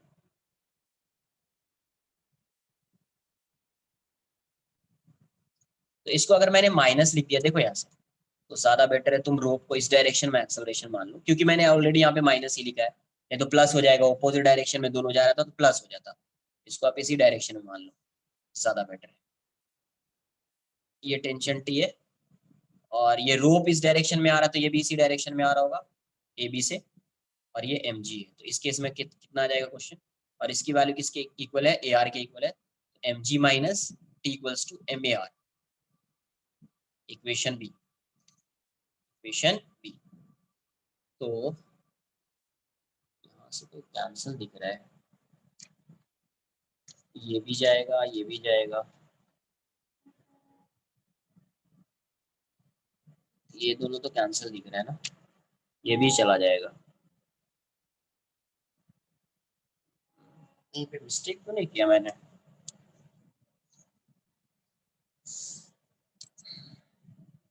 ये एक्सेलरेट कर रहा है A1 से, रोप को भी इसी डायरेक्शन में एक्सेलरेट करा दिया, तो ये रोप इस डायरेक्शन में आएगी, ये दोनों सेम दिया हुआ है, यही फाइंड करना है। ए आर की वैल्यू अपवर्ड डायरेक्शन में 10 है, ए आर की वैल्यू अपवर्ड डायरेक्शन में क्या है, 10 है, तो ये वैल्यू कितनी हो जाएगी, एक्सेलरेशन A1 की वैल्यू 10 प्लस ए आर हो जाएगी। ये अपवर्ड डायरेक्शन में जा रहा है तो T minus M G equals to M A1, मतलब T minus M G equals to M into 10 plus A R, और ये वाली वैल्यू कितनी हो जाएगी,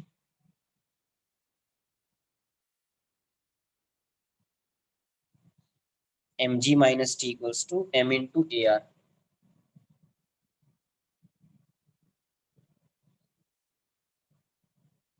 अपवर्ड डायरेक्शन में दिया हुआ है यार, एक मिनट रुको ना, एक मिनट, एक मिनट, कहीं पे मिस्टेक किया होगा फिर मैंने, ऐसा कैसे दिख रहा है।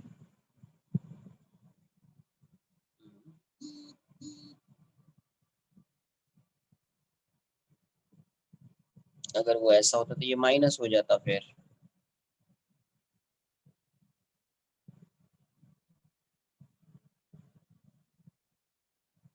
मैं वही वही सोच रहा था, बट ये फिर माइनस करना पड़ेगा। एक मिनट रुको, फिर से सॉल्व करता हूँ, कहीं ना कहीं मिस्टेक कर दिया, कहीं ना कहीं है ये इसमें जो है ना, कहीं ना कहीं हाँ आएगा ही वो। कैलकुलेशन में इधर से उधर जो मैंने यहाँ पे जो ये ले लिया ना, यहाँ पे जो डायरेक्ट प्लस लिया ना ये वाला टर्म, इसी की वजह से, क्योंकि ये डायरेक्ट लिख दिया मैंने, ये ऑपोजिट डायरेक्शन में ये प्लस हो जाता वैसा करके, इसीलिए मैंने इसको अपवर्ड डायरेक्शन में अज्यूम कर लिया था। 7 देख लेते क्या होगा, ये ऐसा है।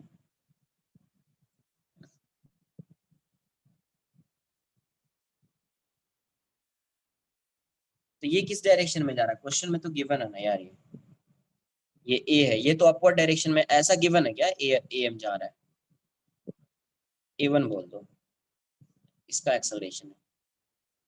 तो ये अगर इस डायरेक्शन में जा रहा है तो रोप इस डायरेक्शन में आ रही होगी,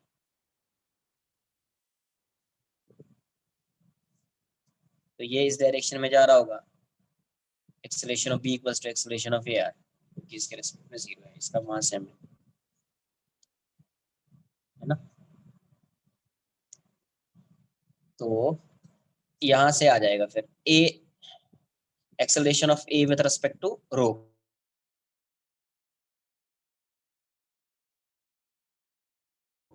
कैलकुलेट वही डायरेक्शन इधर से उधर लेने से, ये क्या हो जाएगा A1, और ये माइनस हो जाएगा ना, क्योंकि ये दोनों ऑपोजिट डायरेक्शन में, तो माइनस हो जाएगा, तो A1 प्लस AR हो जाएगा। ये वैल्यू दी हुई है 10, तो ये 10 हो जाएगा, तो यहाँ से A1 की वैल्यू हो जाएगी 10 माइनस AR। तो एक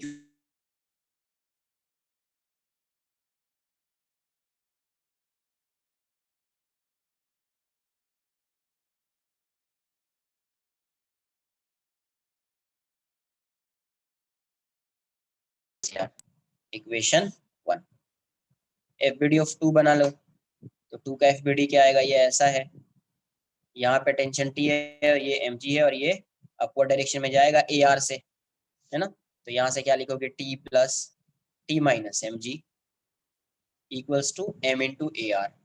सब्ट्रैक्ट कर देता हूँ तो ये माइनस प्लस माइनस हो जाएगा, ये चला जाएगा, तो 0 इक्वल्स टू कितना आ जाएगा, 10m minus AR minus MAR minus MAR। हाँ यार आ गया, 2MAR इक्वल्स टू 10m, तो यहाँ से ये जाएगा, तो AR की वैल्यू हो जाएगी 5। तो जितना AR है उतना ही AB है, तो आंसर 5 का वही होता है, डायरेक्शन इधर से उधर कर दिया, इसीलिए उसमें आंसर नहीं आ रहा। मैंने इसको प्लस ले लिया था ना, इसीलिए मैंने डायरेक्शन इधर से उधर चेंज कर दिया था, उससे पता नहीं कैलकुलेशन में मिस्टेक हो रहा था। उससे भी आ जाता आंसर ना, अरे इससे भी आंसर आ जाता, नेगेटिव आ जाता सर, दोनों को ऐड कर देते तो ये जाता यहाँ से 10m E plus 2MAR equals to 0, तो सही आया ना, AR की वैल्यू 5 हो जाती, -5। अरे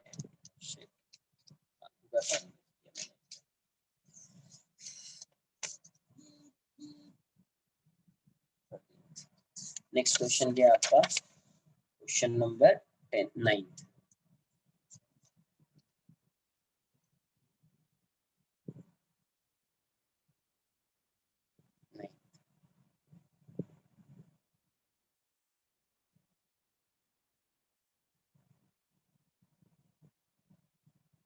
तुमने क्या सॉल्व किया, सब मैं ही सॉल्व करूंगा, तो फिर तुमने इसका मतलब कुछ सॉल्व नहीं किया ना यार। 8, in the situation given all surfaces are frictionless if F equals to mg by 2, the ratio of acceleration of block A and B is इतना। देखो मैं तो सॉल्व कर ही दूंगा, ठीक है, बट उससे फायदा क्या होगा तुम्हारा, सॉल्व तो कर दूंगा, उसमें थोड़ी कुछ है, बट एक बार जिसने ट्राई नहीं किया है उसको नहीं कि सर यही ये भी बता दो, ये भी बता दो, वैसा नहीं होना चाहिए। ट्राई किया, डाउट्स आ रहा है तो फिर पूछिए। ये F है, F की वैल्यू दी हुई है mg by 2, mg by ratio of acceleration of A and B, ऐसा कैसे, ratio of acceleration of A and B, इसका फाइंड करना है और n की वैल्यू बतानी है, तो देख लेते हैं कैसे फाइंड करेंगे। अब मुझे बताओ, ये अगर F से इसको पुल कर रहे हैं तो ये इस डायरेक्शन में जाएगा, ये जो सिस्टम है, ये ब्लॉक A जो है ये इस डायरेक्शन में जाएगा, तो मैं इसका एक्सेलरेशन A 1 मान लेता हूँ या ए मान लो। तो ये अगर आगे जाएगा, ये अगर आगे जाएगा तो ये किस डायरेक्शन में आएगा, ये अगर आगे जाएगा तो ये किस डायरेक्शन में, ये इसको पुल कर रहे हैं तो ये तो ऊपर ही जाएगा ना, किसी को पुल कर रहे हैं, इसके साथ पुली भी आगे जाएगी तो ये भी आगे। लेकिन किसके रेस्पेक्ट में है ये एक्सेलरेशन जो है ये किसके रेस्पेक्ट में, इसको ए बोल देता हूँ, विद रेस्पेक्ट टू ए। ये जो एक्सेलरेशन है ए किसके रेस्पेक्ट में, with respect to A. F B D बना लो, पहले रिलेशन फाइंड कर लो, ए और ए का क्या रिलेशन, ये ब्लॉक ए है, ये ऐसा देखो इसके साथ पुली कनेक्टेड है तो ऐसा बनाऊंगा मैं यहाँ पे, टेंशन टी हो जाएगा, जो टेंशन यहाँ पे वही टेंशन है, और ये वाला टेंशन यहाँ पे आ जाएगा, ये इस साइड जा रहा है A1 से,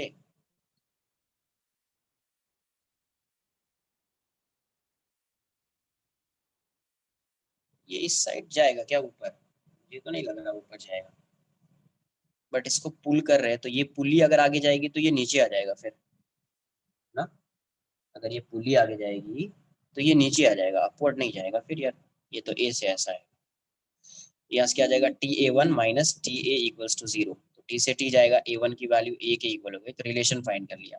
अब एफ बी डी बना लो, तो ये ए है, ए का एफ बी डी क्या आएगा, एफ बी डी ऑफ ए की एफ बी डी क्या आएगी, यहाँ पे ये फोर्स लग रहा है एफ, और यहाँ पे भी फोर्स लगे, वो जितना फोर्स लग रहा है वहां पे, और ये नॉर्मल रिएक्शन लगाएगा ये ब्लॉक जो है इस पे नॉर्मल रिएक्शन लगाएगा इस डायरेक्शन में, इसका एक्सेलरेशन A1 है, इसका एक्सेलरेशन A1 है एक। तो यहाँ से क्या लिखोगे, इस साइड फोर्स लग रहा है F minus N equals to mass दिया हुआ है क्या इसका, हाँ मास m है, तो m इंटू A1, F की वैल्यू कितनी है mg/2 minus N equals to ma1। F B D of B देख लो, F B D of B, तो बी की एफ बी डी क्या आएगी, ये बी ब्लॉक है, यहाँ पे एफ है, और इस साइड इसका एम जी है, यहाँ पे नॉर्मल ऐसा लग रहा है और ये एक्सेलरेट कर रहा था, इस पे एक सूडो फोर्स लगेगा m इंटू A1 लगेगा सूडो फोर्स, और ये इस डायरेक्शन में आ रहा है A से, और A की वैल्यू भी किसके इक्वल है, A1 के इक्वल है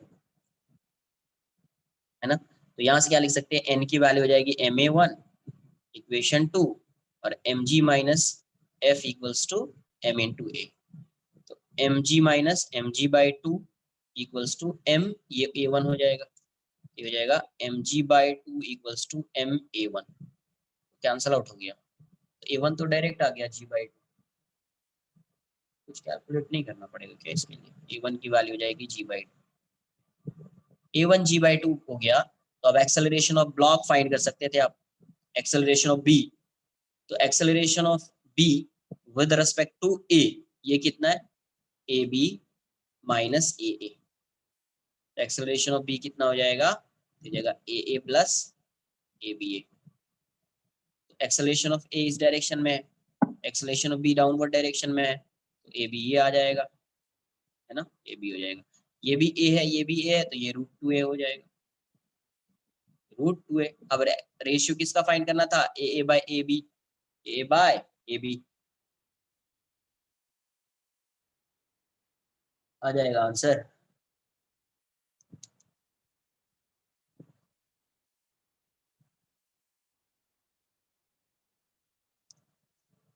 अरे हाँ या ना,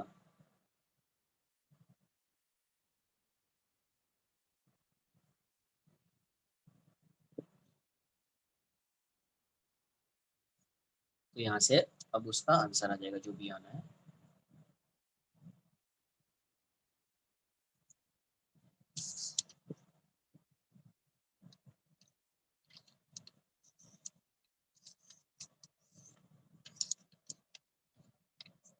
एक मिनट रुको यार, रिलेशन फाइंड ये बिना आंसर नहीं आ सकता, इसको हटा दो तो, क्योंकि इसको डायरेक्टली पुल कर रहे हैं, एक मिनट रुको, कहीं ना कहीं मुझे मिस्टेक्स तो दिख रहा है, इसको डायरेक्टली हटा दो तो भी आंसर आ जाएगा मुझे लग रहा है यहाँ से, ये A1 आएगा, ये A है, तो A की वैल्यू अलग अलग, A की वैल्यू कितनी आ गई, इसको कट करो, A की वैल्यू आ गई g/2, है ना। अब इसकी वैल्यू इसमें पुट कर दीजिए, क्यों मुझे लग रहा है बताता हूँ एक बार, तो फ्रॉम 1 and 2, फ्रॉम 1 and 2 ये वैल्यू कितनी हो जाएगी, mg/2 माइनस n की value ma1 equals to ma1। हाँ वो मुझे क्यों लगा बताता हूँ, एक मिनट। करेक्ट, तो a1 की वैल्यू g/4 आ गई। एक्सेलरेशन ऑफ b क्या आ जाएगा, under root a1 square plus a square. a1 हो जाएगा g²/16 प्लस g²/4।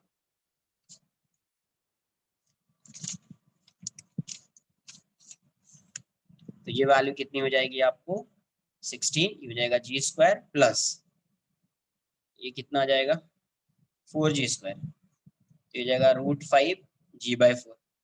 तो a/ab चाहिए ना, a/ab। तो a कितना है, मतलब a1 g/4 है और ये है √5 g/4। तो आंसर 1/√5 आएगा, आंसर 1/√5 आएगा।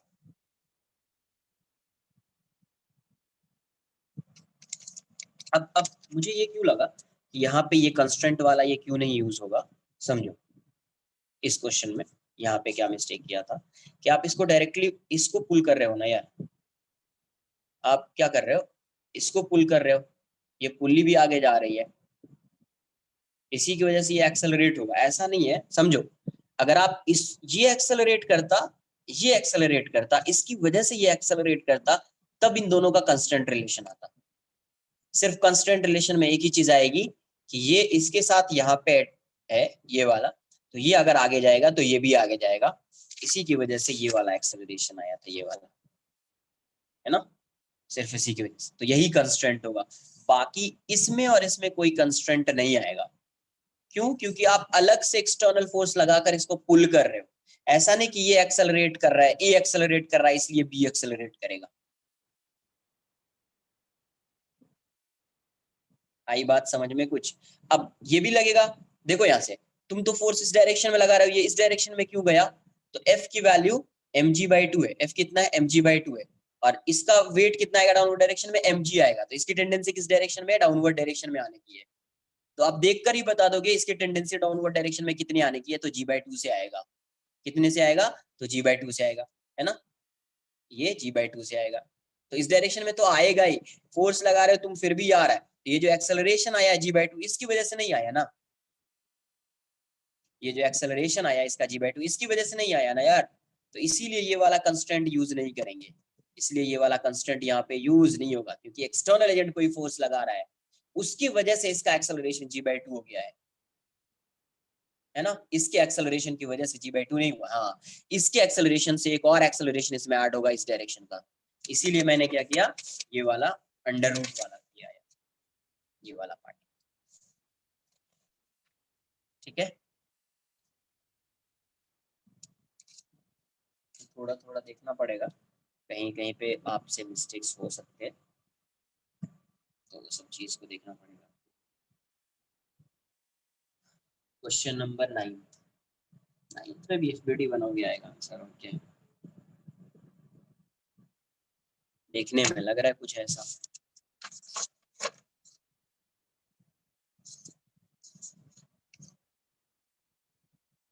क्वेश्चन नंबर 9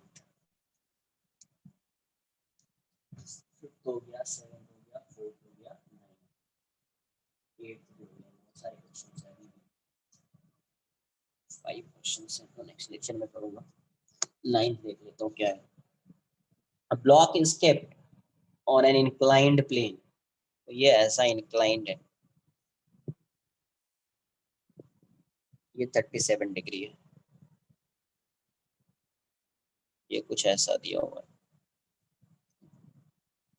ये भी है। Another block A is inserted in a slot in block B, okay, ये block A, इसको कनेक्ट कर दिया यहाँ पे एक पुल्ली से, ये इससे कनेक्टेड है और ये ऐसा है, और इसको यहाँ पे फिक्स कर दिया है ऐसा, ठीक है। अब क्या बोला क्वेश्चन वो देख लेता हूँ। One end of the string is fixed to the support and the other end of the string is attached to A. All the surfaces are smooth, masses of A and B are same. The acceleration of B is found to be 4/n, find the value of n। b का acceleration बताना है, इसका acceleration कितना होगा, इसका acceleration, तो इसका acceleration कितना होगा। तो वीडियो ड्रॉ करना पड़ेगा पहले। देखो यहाँ से, अभी यहाँ से देखो, अब क्या है, यहाँ पे कोई एक्सटर्नल एजेंट मतलब उस टाइप का कोई तुम फोर्स नहीं लगा रहे हो, ये अर्थ ये मूव करेगा, यहाँ पे देखो ये मूव करेगा, ये वाला पार्ट अगर इस साइड जाएगा तो इसी की वजह से ये वाला, इस वाले का एक्सेलरेशन आएगा। ये जैसे जैसे इस साइड जाएगा तो ये वाली पुली आगे जाएगी, पुली आगे जाएगी तो ये वाला इस साइड जाएगा, ये इस साइड जाएगा और ये इस साइड आएगा। एक्सेलरेशन ऑफ बी है तो एक्सेलरेशन ऑफ, और ये आगे तो जाएगा ही बट ऊपर भी जाएगा, तो ये ए बोल दिया है, ए क्या है, acceleration of A with respect to B, है ना, विद रिस्पेक्ट टू बी। इसमें आप कांस्टेंट रिलेशन आप फाइंड कर सकते हैं इसमें, क्योंकि इसी की वजह से ये मूव कर रहा है, इसकी वजह से, इसकी वजह से ये मूव कर रहा है, तो कांस्टेंट फाइंड कर सकते हैं। ये ऐसा है, यहाँ पे एक पुली है, यहाँ पे टेंशन टी है, इस टेंशन का कोई मतलब भी नहीं है, यहाँ पे ए बी है, ये ब्लॉक बना दिया ए, और यहाँ पे टेंशन टी है, ये इस डायरेक्शन में एक्सेलरेट कर रहा है ए से, और ये ए बी से, तो टी डॉट ए ये तो माइनस हो जाएगा टी ए बी, और ये जगह plus T A equals to 0, तो टी से टी जाएगा तो A B equals to A हो जाएगा। तो पहला रिलेशन ये फाइंड कर लिया, पहला रिलेशन ये फाइंड कर लिया। अब एफ बी डी बना दो, F B D of B, F B D of B, तो बी का जब एफ बी डी बनाओगे आप, बी की एफ बी डी कैसे आएगी, ये ऐसा, इस साइड कितना आएगा, तो इस साइड आएगा एम जी साइन 37, इस साइड क्या आएगा, एम जी कॉस 37, यहाँ पे एक नॉर्मल आएगा। अब देखो ये वाला पार्ट, ये कांटेक्ट में है, ये भी कांटेक्ट में है, बट ये इस डायरेक्शन में जा रहा है तो ये आगे भी जाएगा, तो आप नॉर्मल कहीं पे भी लगा दो वो सब कैंसिल आउट हो जाएंगे। मान लीजिए यहाँ पे लग रहा है n1 और ये इस साइड लगा रहा है n2, सब कैंसिल आउट हो जाएंगे, n1 n2, और ये इस डायरेक्शन में एक्सेलरेट कर रहा है कितने से, ab से, ab की वैल्यू a है, a से एक्सेलरेट कर रहा है, तो इस डायरेक्शन में फोर्स का इक्वेशन आप क्या लिखोगे, इस साइड लिख देता हूँ मैं, mg sin 37 plus n1 minus n2 equals to m into a, equation one, and n की वैल्यू क्या हो जाएगी, mg cos 37 आ जाएगी, इस n की वैल्यू देख लेते हैं, यूज होगा तो कर लेंगे। एफ बी डी ऑफ ए की एफ बी डी कैसी आएगी, तो ये ऐसा है, यहाँ पे टेंशन, एक मिनट और, एक मिनट कुछ मिस कर गया मैं, यहाँ पे ऐसा एफ बी डी आएगा तो यहाँ पे टेंशन टी होगा, यहाँ पे टेंशन टी होगा, तो ये माइनस टी भी आएगा, यहाँ पे minus T equals to M A, normal का कोई यूज होने वाला है नहीं, होगा तो देख लूंगा मैं। तो mg sin 37, mg sin 37 minus plus n1 minus n2 minus t equals to m, ये वाला ऐसा है, तो यहाँ पे एक नॉर्मल ऐसा लगेगा, ये n1 हो जाएगा, यहाँ पे एक नॉर्मल ऐसा लगेगा, n2 हो जाएगा, इसका mg sin 37 तो इस साइड आएगा, है ना, mg sin 37 इस साइड आएगा, और यहाँ पे इस डायरेक्शन में टेंशन लग रहा है, इसका mg cos 37 इस साइड है, और ये इस डायरेक्शन में एक्सेलरेट कर रहा है कितने से, a से, इस डायरेक्शन में कितने से एक्सेलरेट कर रहा है, a से, तो यहाँ पे आप इक्वेशन को क्या लिखोगे, तो t minus mg cos 37, mg cos 37 equals to m into a, इन दूसरा इक्वेशन क्या लिखोगे, mg sin 37। अच्छा अब देखो ये इस डायरेक्शन में आ रहा, तो यहाँ पे एक सूडो फोर्स भी लगेगा, m इंटू a, तो यहाँ से क्या जाएगा, mg sin 37 plus n2 minus n1 minus M A equals to 0, equation 2, equation 3। Unknown कितना है इसमें, n1 n2 t, t को तो हटा दो पहले,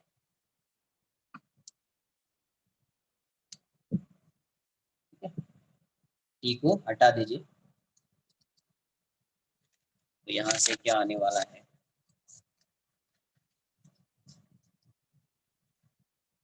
तो पहले फ्रॉम 1 and 2, 1 and 3, 1 and 3, पहले n1 n2 को देख लेता हूं मैं, तो mg sin 37 कितना है, 3/5, यहां से देखो n1 minus n2, n1 minus n2 की वैल्यू, यहाँ से इसको इस साइड लाइए, तो n1 माइनस n2 की वैल्यू हो जाएगी mg sin 37 माइनस ma, तो plus mg sin 37 minus ma हो जाएगा, minus t equals to 1 and 3 है, t इक्वल्स टू ma, है ना।